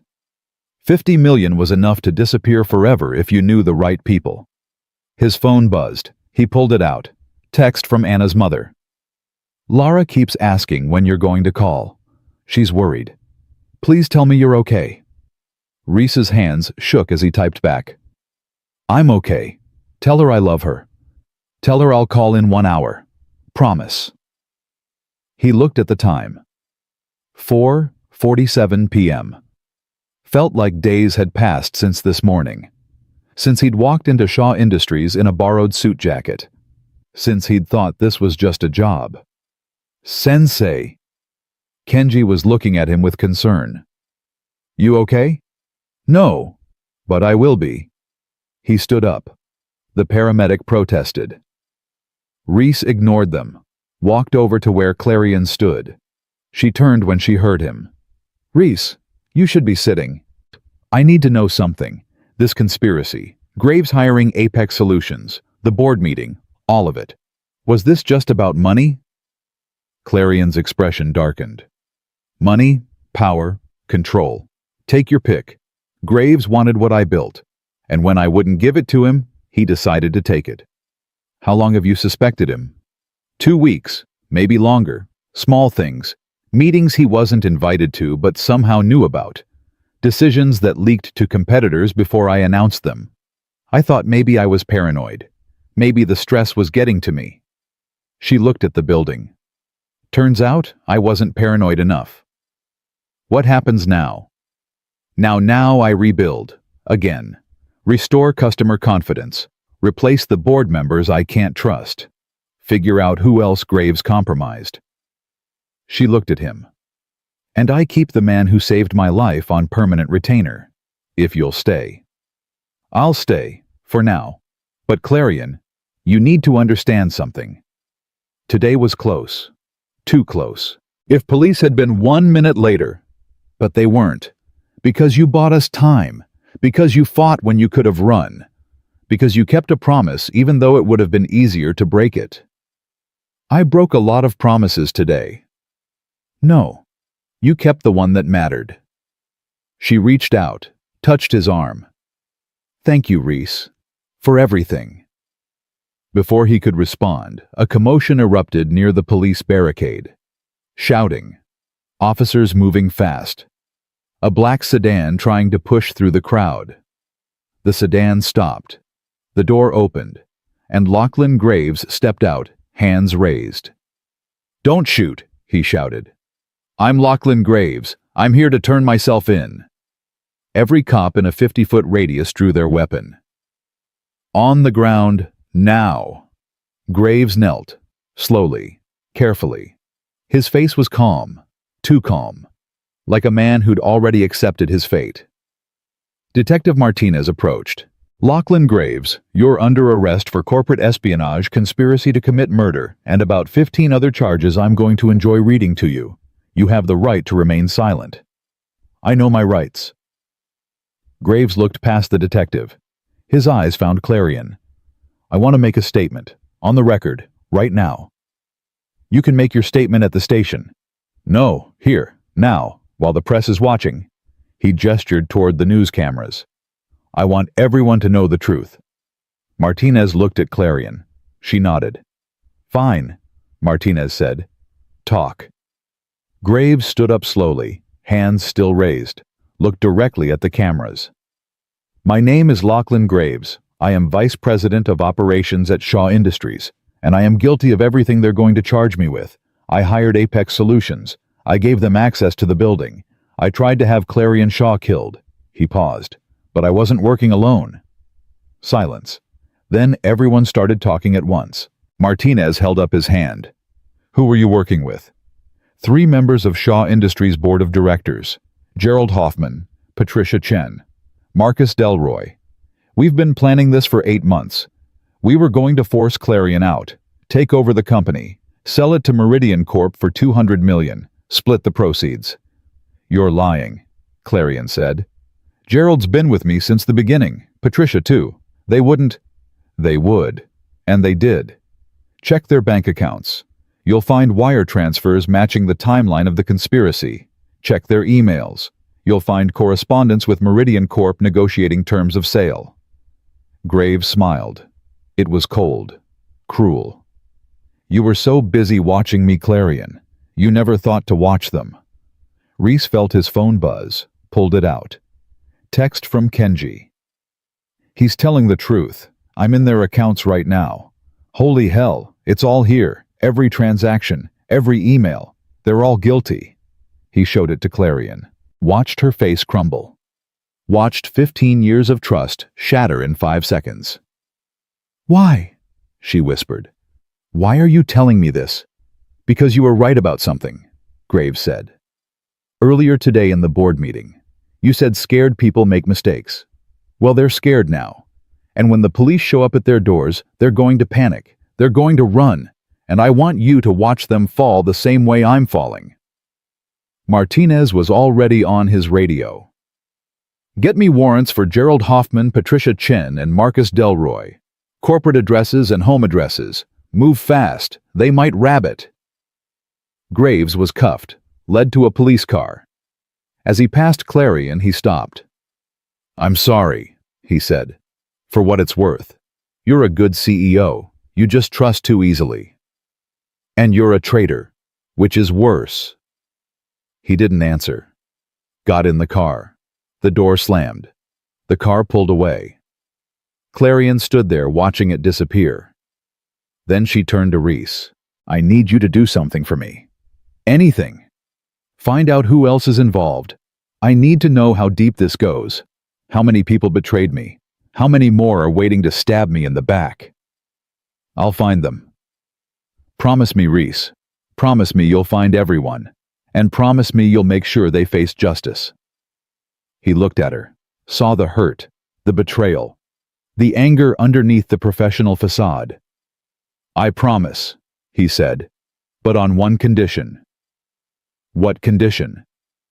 When this is over, when we've found everyone and brought them to justice, you let me go back to being nobody. You let me walk away. You let me be just a dad again.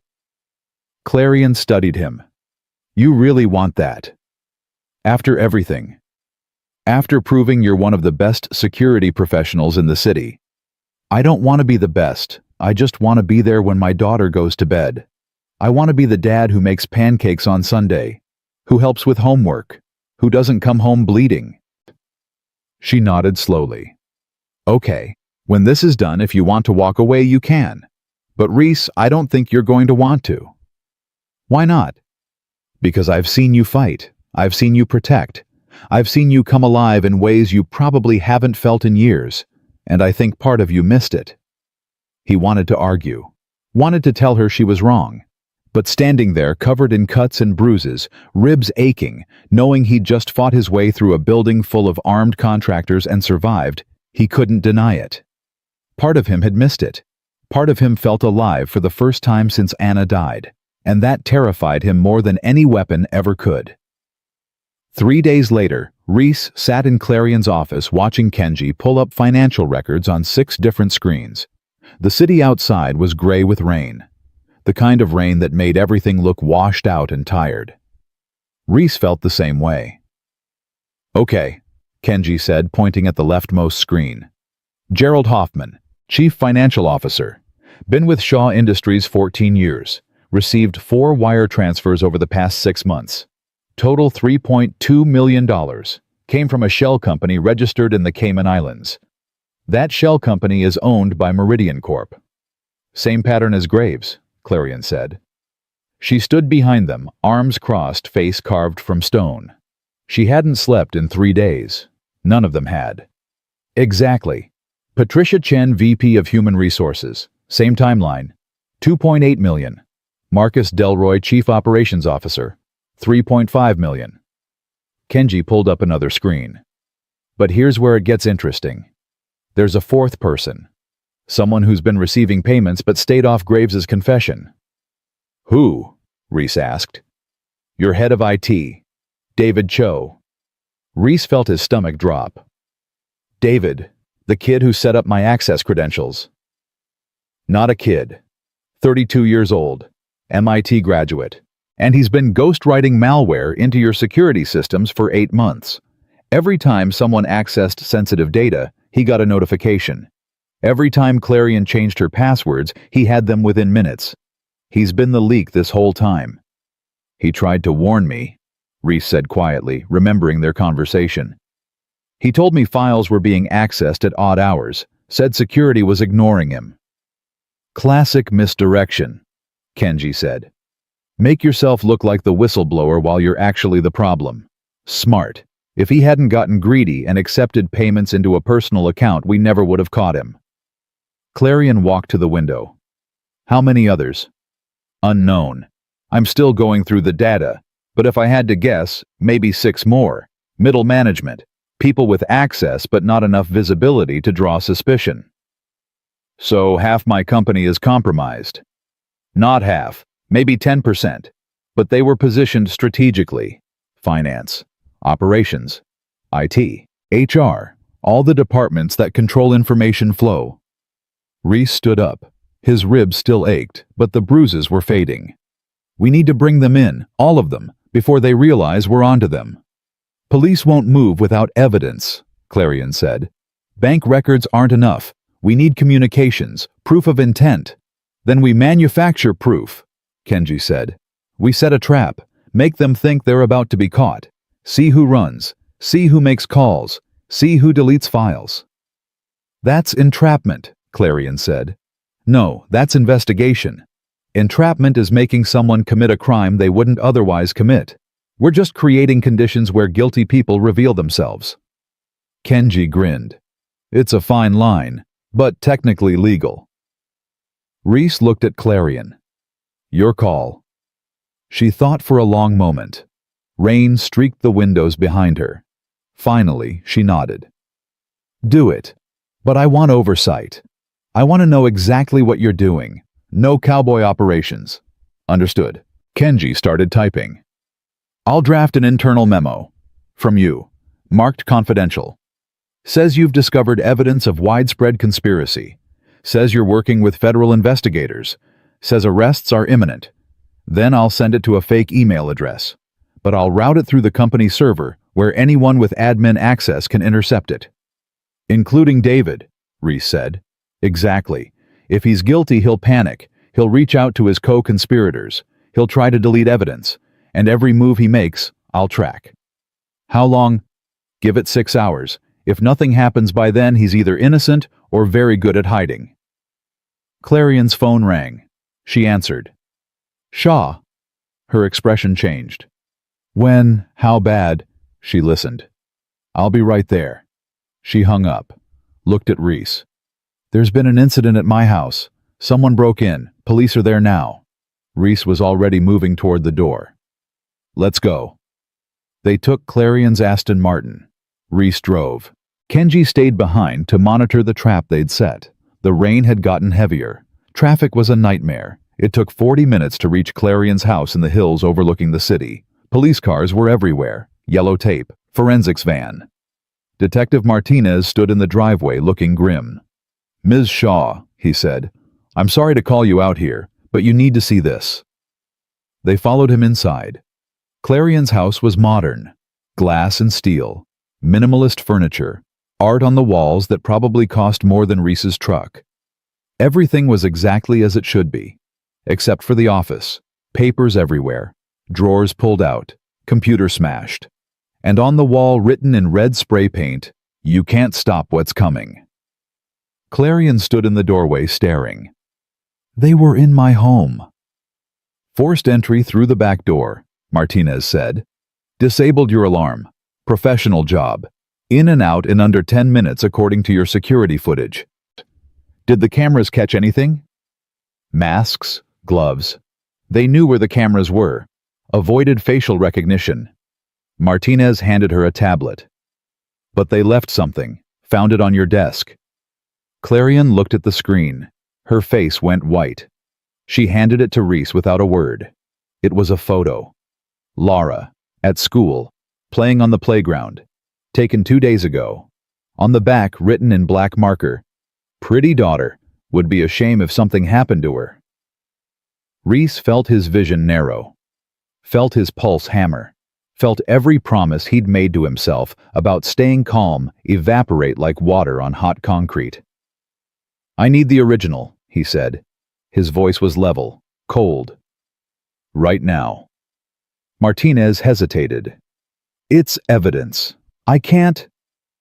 Detective, they threatened my daughter. Either give me that photo or I'm going to take it. Your choice. Martinez studied him. Saw something in his eyes that made him reach into an evidence bag and hand over the photo. Reese looked at it, turned it over. The handwriting was messy, rushed, done by someone who wanted to send a message but was too scared to take time making it perfect. This is panic, Reese said. Whoever did this is desperate. They're trying to scare us off before we find them. It's working, Clarion said quietly. Reese, I can't put your daughter at risk. If they're targeting her, they won't get near her. She's in Portland, protected. They don't even know where she is. This photo says otherwise. This photo is from before she left. It's old intel. They're bluffing. But even as he said it, Reese felt doubt creeping in. Felt fear. Felt the same helplessness he'd felt watching Anna die and being unable to stop it. His phone rang. Unknown number. He answered. Corian? Hello, Mr. Corian. The voice was male, older, calm. I apologize for the dramatic message at Ms. Shaw's home. That wasn't my style. But my associates are getting nervous. They don't understand that fear is a tool best used sparingly. Who is this? Someone who wants to make a deal. You and Ms. Shaw stop investigating. You let my people disappear quietly. In exchange, your daughter stays safe. Everyone walks away. No one else gets hurt. And if I refuse, then I can't control what my nervous associates might do. And believe me, Mr. Corian, you don't want to find out what desperate men are capable of. I spent 10 years training desperate men. I know exactly what they're capable of. Then you know that threatening a man's child is the fastest way to turn him from rational to reckless. Don't be reckless, Mr. Corian. Accept the deal. Walk away. Protect what matters. The line went dead. Reese looked at the phone, then at Martinez. Can you trace that? I'll try. But if they're professionals, they're using burners and bouncing signals. Kenji can trace it. I need to get back to the office. Reese turned to Clarion. Stay here. Work with Martinez. I'll handle this. Reese, wait. She followed him outside. Rain was coming down harder now. That call. They threatened Lara. You can't just... Can't what? Let them win. Let them walk away after everything they've done. He opened the car door. I made you a promise. I'm going to keep it. I release you from that promise. Your daughter comes first. Always. She does. That's why I'm doing this. Because if I let them scare me now, they'll scare me again. And again. And eventually they'll figure out I have a weakness. And they'll exploit it until there's nothing left. He got in the car. I'm ending this. Today. He drove back to Shaw Industries. Called Kenji on the way. I need you to trace a call. It came to my phone 8 minutes ago. Unknown number. Can you do that? Already on it, Kenji said. I monitor all your communications. Part of the security protocol. Give me a minute. Typing sounds. Okay, got it. Burner phone. But they made a mistake. Called from inside a building with Wi-Fi. The phone auto-connected to a network. I can track the network. Where? Downtown. Meridian Corp headquarters. Reese's hands tightened on the wheel. Meridian, the company trying to buy Shaw Industries. Looks like they're not just trying anymore. They're forcing it. More typing. Sensei, I found something else. The memo we sent David took the bait. He accessed it 6 minutes ago. Then he made 4 phone calls, all to personal cell phones, all to people on our suspect list. Did you record them? Every word. He's coordinating an emergency meeting. Tonight, 8 p.m. Some warehouse on the waterfront. He told everyone to bring hard drives, evidence, anything that could implicate them. They're going to destroy it all. Reese checked the time. 6:47 p.m. Can you get me the address? I can do better than that. I can get you blueprints, security systems, everything you need. Pause. Sensei, what are you planning? I'm planning to be there when they arrive. I'm planning to record everything they say. And I'm planning to make sure they can't run when police show up. That's dangerous. There will be at least 6 of them, maybe more. Then I'll need backup. Can you meet me there? Are you asking if I can fight? I'm asking if you will. Silence. Then, send me the address. I'll bring my laptop and some equipment. If we're doing this, we're doing it right. Reese hung up. Drove to his apartment, changed into dark clothes. Black jacket, black pants, boots. He looked at himself in the mirror. Looked like someone going to war. His phone buzzed. Text from Anna's mother. Lara keeps asking when she can come home. I told her a few more days. She's getting restless. How much longer? He typed back. Soon. Maybe tomorrow. Tell her I love her. Tell her Daddy's almost done with work. He stared at the message. Almost done. Almost. But first, he had to walk into a warehouse full of people who wanted him dead. People who'd threatened his daughter. People who thought fear was a weapon they could use against him. They were about to learn they were wrong. At 7:30 p.m., Reese met Kenji 3 blocks from the warehouse. The rain had stopped, but the streets were still wet. Reflected lights made everything look like an oil painting. Kenji had a duffel bag, pulled out what looked like small buttons. Wireless microphones. We plant these inside before they arrive. They'll transmit everything to my laptop. Full recording. Court admissible quality. How do we get inside? Same way they will. Through the loading dock. Security system is ancient. I can crack it in under a minute. Kenji pulled out something else. Also brought these. Tasers. Non-lethal but effective. Just in case things get physical. They will. I know. Kenji looked at him. Sensei, are you sure about this? We could just call police. Let them handle it. Police need probable cause, evidence. Right now we have financial records and intercepted communications. Good for investigation. Not good enough for arrests. We need them on record. We need them admitting what they did. And if they don't admit anything, they will. Scared people talk. And I'm going to make sure they're very scared. They approached the warehouse from the south. Chain link fence, rusted lock. Kenji cut it with bolt cutters. They slipped through. The loading dock door was steel. Electronic lock. Kenji attached a small device. Typed on his phone. The lock clicked open. Inside was darkness. Reese pulled out a flashlight, swept the space. Empty, except for old crates and machinery. The kind of place that had been forgotten by everyone except people who needed to do business away from cameras. Perfect for a secret meeting, Kenji whispered. Also perfect for an ambush. Stay alert.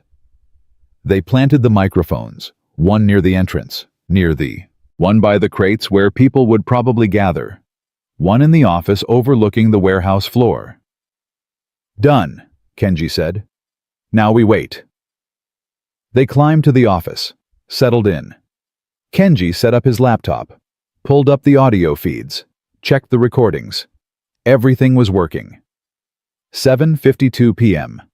Headlights appeared outside, a car pulling up, then another, then 3 more. Here we go, Reese whispered. People entered the warehouse. Reese counted them through the grimy office window. 6, no 7. All of them nervous, looking over their shoulders, carrying bags and briefcases. David Cho was there. So was a woman Reese recognized from HR. 2 men from finance, a woman from operations, and 2 people he didn't recognize. Older, wearing expensive suits, probably from Meridian Corp. Everyone here, one of the suits asked. His voice came through Kenji's laptop crystal clear. Everyone except Graves and the board members, David said. They're in custody. Idiots. I told them to be careful. I told them Shaw was smarter than they thought. So what do we do? The HR woman asked. She's investigating everything. She has that janitor working for her, the one who took down Apex Solutions. We're exposed. Calm down, the suit said. We destroy the evidence, wipe the drives, then we disappear. Meridian will take care of us. New identities, new lives. But only if we clean this up properly. And if Shaw keeps digging. The suit smiled. It was cold. Then we make sure she can't, permanently. Along with her new security chief and anyone else who knows too much. Reese felt his jaw clench. Kenji gave him a look that said, got it, all recorded. Enough for conspiracy to commit murder. Start wiping drives, the suit said. We have 30 minutes, then we burn this place and disappear. They started working, pulling out hard drives, connecting them to laptops, running deletion software. Reese pulled out his phone, texted Martinez. Warehouse on Pier 47, multiple suspects destroying evidence and planning murder. Need units now, warrant attached. He attached Kenji's audio file. 3 dots appeared. Then, units en route, ETA 8 minutes, do not engage. Reese put his phone away, looked at Kenji. 8 minutes. Can we stay hidden that long? We better, because if they find us before police arrive. A flashlight beam hit the office window. There, someone shouted. In the office. Reese swore. They made us. Move. They ran for the back exit. Behind them, footsteps pounded up the stairs. The office door crashed open. Stop, police! Reese shouted, hoping the lie would buy them seconds. It didn't. A gunshot. The window exploded. Glass rained down. They hit the stairs. 2 men were coming up. Reese didn't think. Drove his shoulder into the first one's chest. They both went down the stairs in a tangle. Hit the bottom hard. Reese recovered first. Struck twice. Fast. Precise. The man stopped moving. Kenji had the second man. Used his taser. The man convulsed. Dropped. "Go!" Kenji shouted. They ran toward the loading dock. 3 more people blocked their path. David and the 2 suits. "You're making a mistake," one of the suits said. He held a gun, aimed at Reese's chest. "You have no idea who you're dealing with. Meridian Corp, shell companies, corporate espionage, murder conspiracies." Reese kept his voice steady. "I know exactly who I'm dealing with. And in about 6 minutes, so will the police. Police won't get here in time to save you.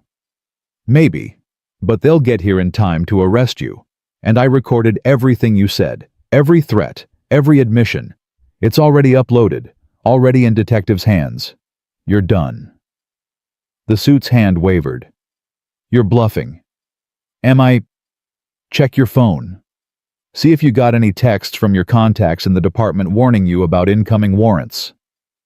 The suit pulled out his phone. His face went pale. "How did you sirens? Distant, but getting closer." That's how, Reese said.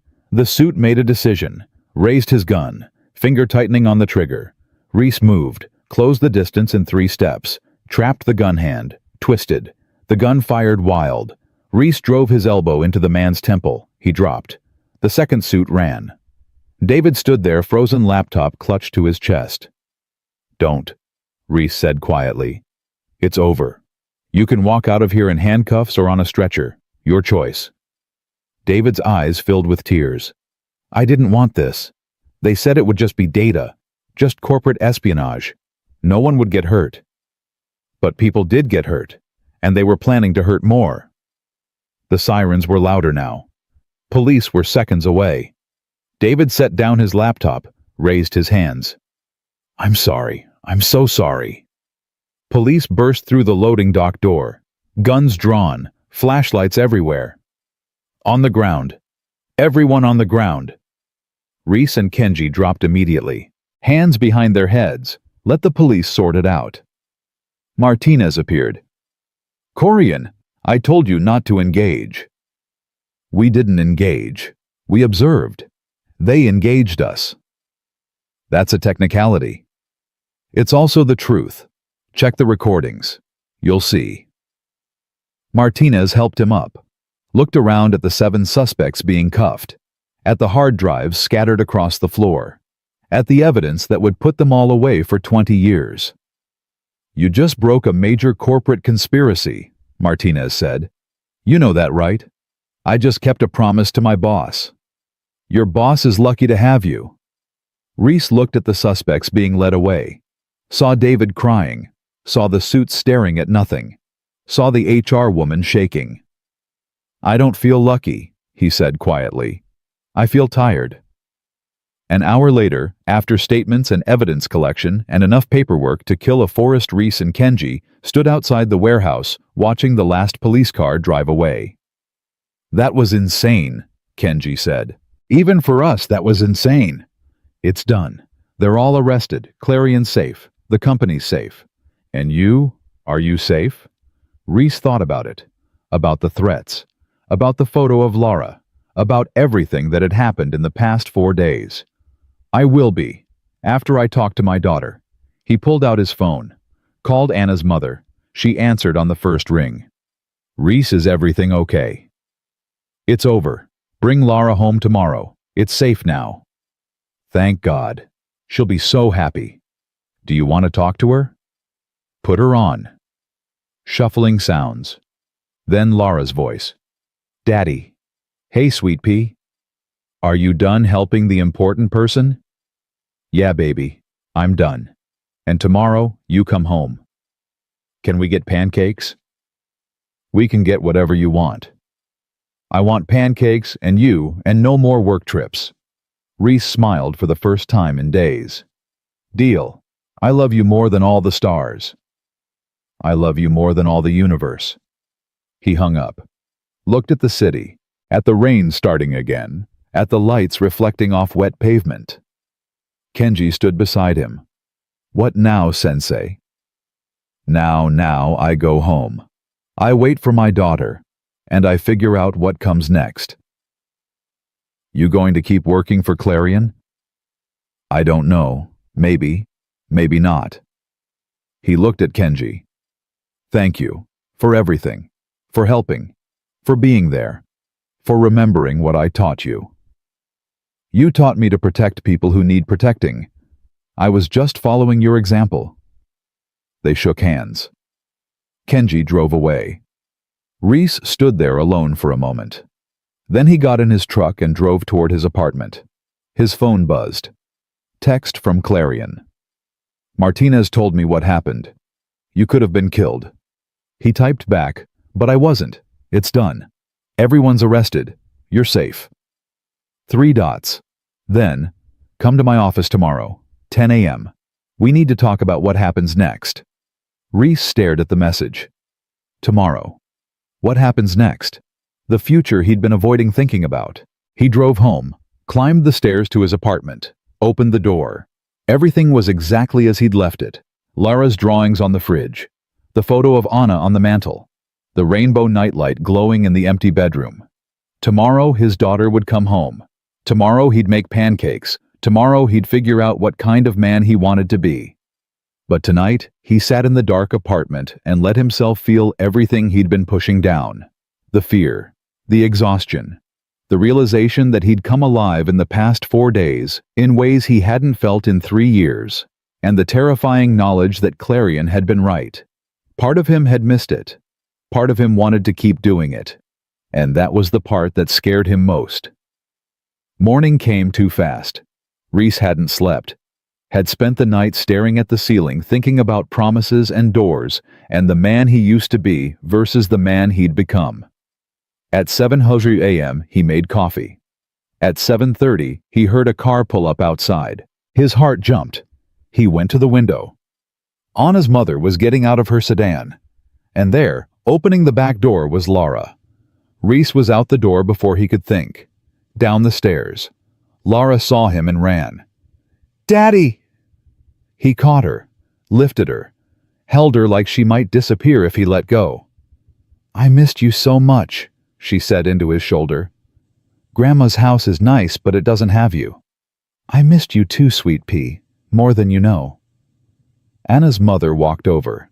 She looked tired, worried. "Reese, you look like hell." "I feel like hell, but it's over. Everything's over." "Is it safe? Really safe?" "Really safe, I promise." He set Lara down but kept holding her hand. "Thank you for taking her, for keeping her safe." "She's my granddaughter. I'd do anything." She studied his face. "Anna would be proud of you. You know that, right?" The words hit harder than any punch. Reese nodded, not trusting his voice. "Come on inside," he said finally. "I'll make coffee. Lara, you want pancakes?" "Yes, with chocolate chips." They went upstairs. Reese made pancakes while Lara told him everything about Portland, about the ducks in the park, about Grandma's neighbor who had 3 cats, about how she'd been brave even though she was scared because Mommy gave her all her brave. Anna's mother watched them, smiled sadly. "You're good with her." "I'm all she has." "That's not true. She has me. She has Kenji, apparently. She has people who care." She paused. "And she has you figuring out how to live again. Anna wouldn't want you hiding forever, Reese." "I'm not hiding anymore. I think that's the problem." "That's not a problem. That's growth." At 8:30, Anna's mother left. Lara wanted to watch cartoons. Reese let her sitting beside her on the couch, just grateful she was home and safe and still small enough to curl up against his side. At 9:15, he told her he had a meeting. She pouted. "You just got me back and you're leaving again." "1 hour. Mrs. Chen is coming over. She's bringing cookies." "What kind?" "The good kind." "Okay, but you promise you'll come back?" "I promise, always." Mrs. Chen arrived at 9:30. Reese kissed Lara's forehead and drove to Shaw Industries. The building looked different now, less intimidating, more familiar. He'd fought through these halls, bled in these stairwells, saved lives in these elevators. Margaret was at her desk. "Mr. Corian, she's expecting you." Clarion's office door was open. She stood at the window looking out at the city. She'd changed too. Hair down, jeans instead of a suit. More human, less CEO. "Close the door," she said without turning around. He did. Waited. "I've been thinking about what you said," Clarion continued. "About going back to being nobody. About walking away when this was done." She turned to face him. "I can't let you do that." "It's not your choice." "You're right. It's not. But hear me out anyway." She walked to her desk, sat on the edge of it instead of behind it. "In 4 days you saved my life twice.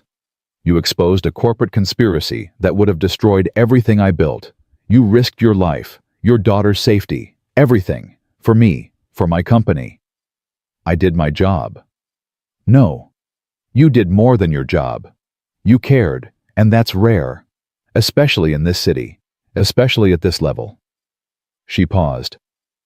"I want to offer you something. Not head of security, not a job where you're constantly in danger. Something better." "What?" "Partner. Co-owner. 20% of the company. You help me rebuild. You help me find people I can trust. You help me make Shaw Industries what it should be. What it can be with the right people." Reese stared at her. 20%, that's worth millions. 47 million to be exact, based on current valuation. She smiled. "You earned it, multiple times over." "Clarion, I can't." "Why not?" "Because you're a janitor. Because you made a promise 3 years ago to stop being who you really are." She stood up, walked closer. "Reese? I've watched you these past few days. I've seen you come alive. I've seen you become the man you were always meant to be. Don't walk away from that. And if I say no, then you say no.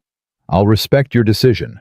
I'll write you a check for 6 months' salary and a letter of recommendation that will get you hired anywhere. But I think you'll regret it. I think you'll go back to mopping floors and wonder what if. Wonder what you could have built. Wonder what you could have become." Reese walked to the window, looked out at the city, thought about Laura, about Anna, about the man he'd been and the man he was becoming. "I have a daughter," he said quietly. "She needs a father who comes home, who makes pancakes, who helps with homework, not someone who's constantly in danger." "Then don't be in danger. Be in boardrooms. Be in meetings. Be the person who builds things instead of fighting to protect them." Clarion stood beside him. "I'm not asking you to be a soldier. I'm asking you to be a builder. There's a difference." "Is there? Because 4 days ago you needed a soldier? What happens the next time you need one? Then we hire one. Together. We build a real security team. People we trust. People we vet properly. And you oversee it. You make sure I never have to face what I faced last week ever again." Reese thought about it. Really thought about it. About the money that could send Lara to any college she wanted. About the life he could give her. About the example he could set. Not hiding from his past, but using it to build a future.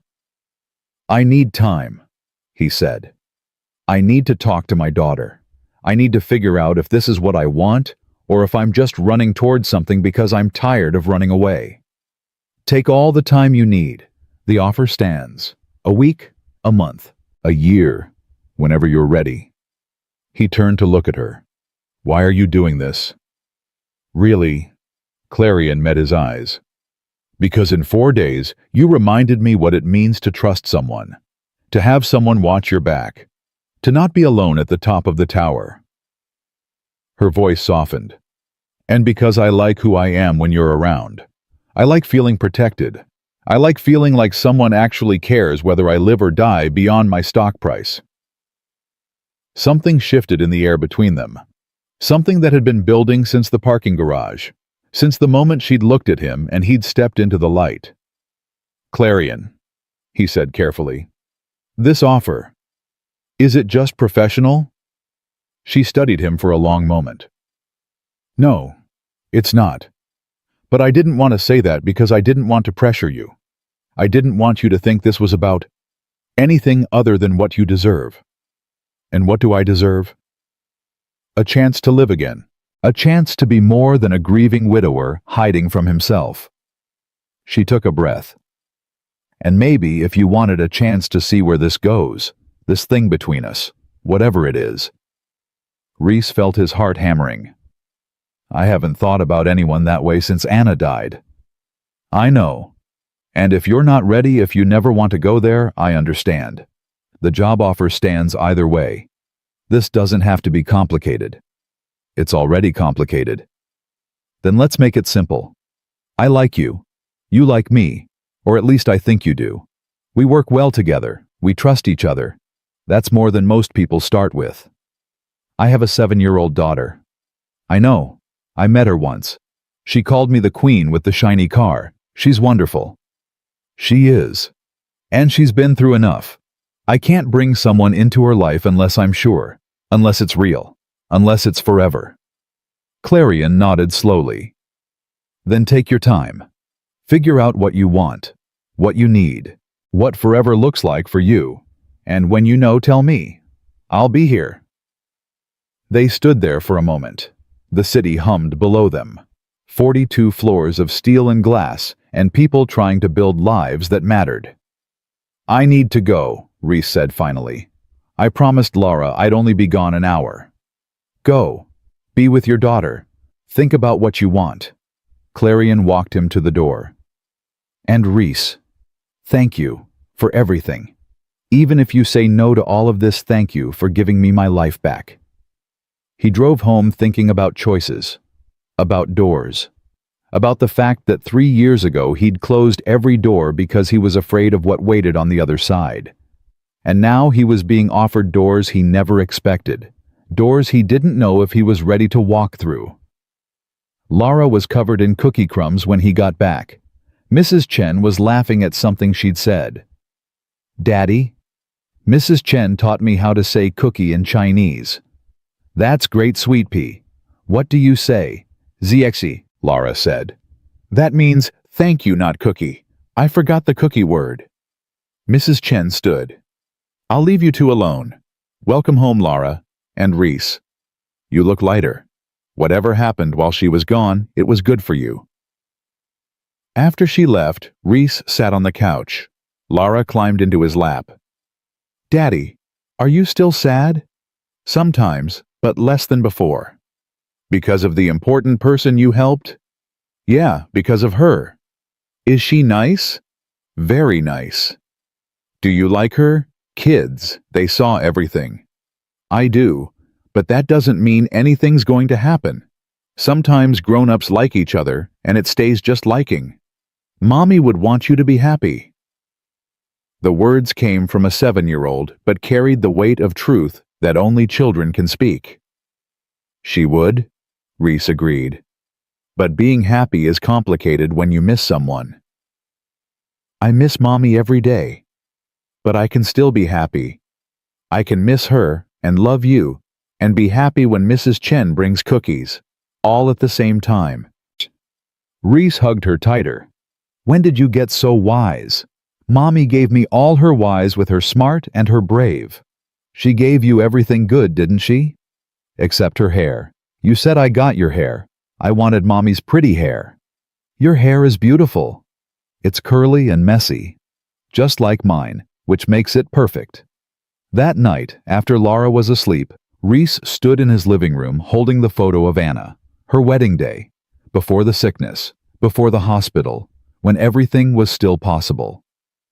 I don't know what to do, he whispered. I don't know if I'm supposed to keep grieving forever or if I'm allowed to move forward. I don't know if taking this job makes me a good father or a reckless one. I don't know if letting myself feel something for someone else means I've forgotten you, or if it means I'm finally healing.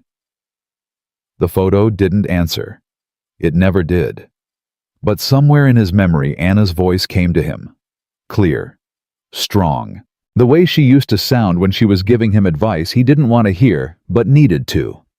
Stop overthinking everything, Reese. You're a protector. That's who you are. So protect our daughter by showing her it's okay to live even after loss. Protect yourself by letting yourself be happy. And protect your own heart by not keeping it locked away forever. He set the photo down, pulled out his phone, texted Clarion, "I need one condition. 3 dots. Then, name it. Laura comes first, always. School events, sick days, everything. If I take this job, if we try this, she has to be the priority. Not the company, not anything else. Her. Absolutely. Without question. She's your daughter. She should always come first. And I need to take it slow. The personal stuff. I can't rush this. As slow as you need. I'm not going anywhere." Reese stared at the phone, thought about doors, about promises, about the difference between running away and running toward. He typed, "Then I accept, the job, the partnership, all of it. I'll start Monday." Monday? That's 4 days away. "I need to do something first. I'll explain later." He hung up, looked at the calendar. Saturday. Tomorrow was Sunday, the day he usually took Laura to the park. But tomorrow, he was going somewhere else. Sunday morning came with sunshine, rare for this city. Laura wanted to go to the park. Reese told her they were going somewhere different. Where? To see Mommy. Her face lit up. They didn't go to the cemetery often. It was hard, but sometimes it was necessary. They drove to Rosewood Cemetery, parked, walked to the familiar headstone, Anna Corian, beloved wife and mother. The dates that marked a life too short. Laura put down the flowers they'd brought, dandelions she'd picked on the way. Anna had loved dandelions, said they were survivors, beautiful weeds that refused to be destroyed. "Hi, Mommy," Laura said. "I missed you. I went to Grandma's house. It was fun, but I missed Daddy, and Daddy was helping someone important. He saved her life, twice. He's a hero." Reese knelt beside her, put his arm around her shoulders. "Hi, Anna," he said quietly. "I'm sorry I haven't been here in a while. Things got complicated. Things got scary. But we're okay. Laura's okay, and I think I'm okay too. Finally." Laura looked at him. "Tell her about the important lady." "Her name is Clarion. She's the CEO of a big company. She's smart, tough, kind. She offered me a job, a big job, partnership, 20% of the company. Enough money to send Laura to any college she wants, enough to build a life that's more than just surviving." He paused, traced Anna's name on the stone with his finger. "I think I like her, more than like her, and I feel guilty about that. I feel like I'm betraying you, like I'm supposed to keep grieving forever because that's what love means." His voice cracked. "But Laura said something yesterday. She said you'd want me to be happy. And I think she's right. I think you would. I think you'd be mad if I spent the rest of my life alone and sad when there's someone who makes me feel alive again." Tears rolled down his face. He didn't wipe them away. "So I'm going to try. I'm going to take the job. I'm going to see where this goes with Clarion. I'm going to stop hiding. I'm going to start living. Not because I've forgotten you, but because I remember what you told me, that I'm a protector, that it's who I am. And I can't protect our daughter if I'm broken. I can't show her how to live if I've forgotten how." Laura hugged him. "Mommy's not mad, Daddy. She's happy. I can feel it." "How do you know?" "Because the sun came out today, and Mommy always loved the sun." They sat there for a while. Reese told Anna about everything that had happened, about the parking garage, about Apex Solutions, about the warehouse, about coming alive again in ways that terrified and thrilled him. Finally, as the sun climbed higher, he stood. "I think it's time to stop surviving, Anna. I think it's time to start living. For real this time." They left the cemetery. Laura held his hand the whole way back to the truck. "Daddy, can we get ice cream?" "Anything you want, sweet pea." "And can you call the important lady? Tell her we want to meet her. For real this time." Reese looked at his daughter, 7 years old, braver than he'd ever been. "You want to meet Clarion?" "Yeah, if she's going to be around, I should meet her. Make sure she's nice to you." "She's very nice to me." "Good. Then I'll probably like her, but I still want to check." Monday morning, Reese walked into Shaw Industries as a partner. Margaret had his new security badge ready, his own office, his name on the door. Inside was a desk, a computer, a view of the city, and on the desk, a sticky note that said, "Welcome home, C." He smiled, sat down, started to work. The first month was chaos. Rebuilding the board, vetting new employees, installing security systems that actually worked, learning the business side of things. Reese discovered he was good at it, good at reading people, good at finding problems before they became disasters, good at building instead of just protecting. Clarion was there through all of it, teaching him, trusting him. Slowly, carefully, they built something that was more than professional. Lunch meetings that lasted too long, conversations that had nothing to do with work, moments where their hands brushed and neither pulled away immediately. Lara met Clarion 6 weeks after Reese started. They went to the park. Clarion wore jeans and a t-shirt, brought a soccer ball, played with Lara for 2 hours while Reese watched from a bench. When they left, Lara grabbed his hand. "She's nice, Daddy. You should marry her." "Sweet pea, it's not that simple." "Why not?" "You like her. She likes you. She likes me. She plays soccer. What else do you need?" Reese laughed. "A lot of other things. Time, making sure it's real, making sure it's forever." "It looks forever to me." Kids. They saw everything. 3 months later, Clarion came to dinner at his apartment. Reese made pasta. Lara talked about dinosaurs. Clarion listened like it was the most fascinating thing she'd ever heard. After Lara went to bed, they sat on the couch, not touching, but close. "She's incredible," Clarion said. "You're raising an incredible human." "I'm trying. Most days I feel like I'm failing." "You're not. Trust me. I see a lot of kids. Board members bring them to events.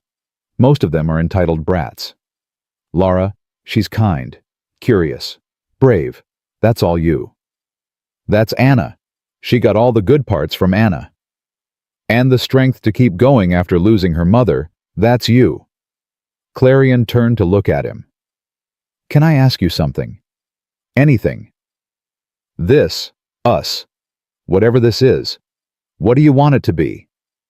Reese thought about it, about the past 4 months, about how his apartment didn't feel empty anymore, about how going to work felt like going toward something instead of away from something, about how Clarion's smile made him feel things he hadn't felt since Anna. "I want it to be real," he said. "I want it to be slow but real. I want to wake up one day and realize I'm happy, actually happy, not just surviving." "Are you there yet?" "Almost.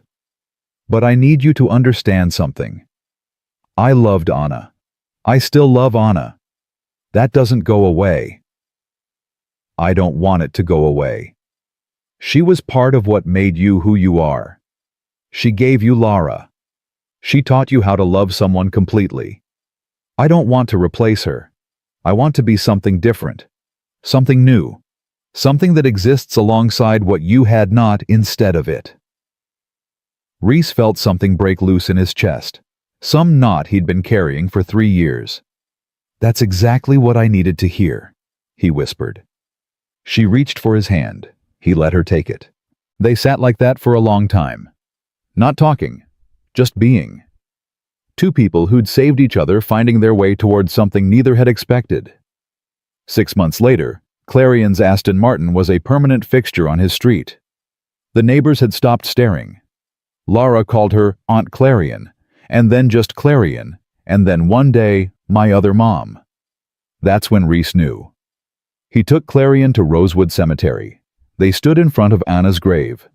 Clarion had brought flowers. Real ones this time, not dandelions. "Hi, Anna," Clarion said softly, I'm Clarion.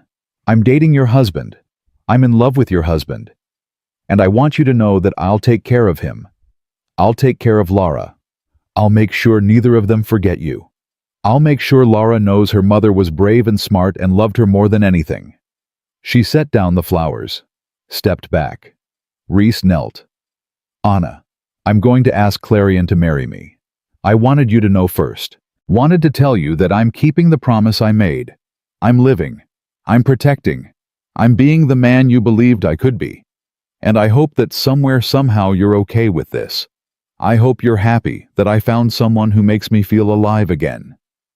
The wind picked up, rustled the leaves on the trees around the cemetery, scattered dandelions across the grass. Laura, who'd been waiting in the car, came running over. "Daddy." "Look, dandelions. Mommy's saying yes." Reese laughed and cried at the same time. Picked up his daughter, held her close. "Yeah, sweet pea. I think she is." He proposed that night, in his apartment. Nothing fancy. Just him and Clarion and Laura, and a ring he'd bought with money he'd earned building something real. Clarion said yes before he could finish asking. They were married 4 months later. Small ceremony. No cameras. No investors. Just people who mattered. Kenji was best man. Anna's mother cried and said Anna would have loved Clarion. Laura threw flower petals and declared herself the best flower girl in history. When Reese and Clarion exchanged vows, he saw Anna's photo on the altar beside them. Clarion had insisted on it. "She's part of this family," she'd said. "She should be here too." After the ceremony, after the small reception, after everyone had gone home, the three of them walked through the city park, Laura between them, holding both their hands. "Are we a family now?" Laura asked. "We've always been a family," Reese said. "Now we're just official." "Good, because I was getting tired of explaining to people why Clarion didn't live with us." "She lives with us now." "I know, her stuff is everywhere. She has so many shoes." Clarion laughed. "I have a normal amount of shoes." "You have 47 pairs. I counted." Okay. That's a lot of shoes." They walked until the sun started to set. The city lights came on one by one. Life continued around them. People rushing home from work, kids playing basketball, dogs barking, the world spinning forward like it always did. Reese thought about the parking garage, about the scream that had changed everything, about stepping into the light instead of hiding in shadows, about doors and promises and the difference between surviving and living. He squeezed Clarion's hand. She squeezed back. "Thank you," he said quietly. "For what?" "For parking your Aston Martin outside my door. For refusing to let me keep hiding. For seeing something in a janitor that no one else saw." "I didn't see a janitor. I saw a guardian angel. I saw someone worth fighting for." "He saved her life once," Laura announced to no one in particular. "She saved his forever." Reese and Clarion looked at her. "Where did you hear that?" Reese asked. "Nowhere. I made it up. It's true though, right?" Reese thought about it. About everything that had happened.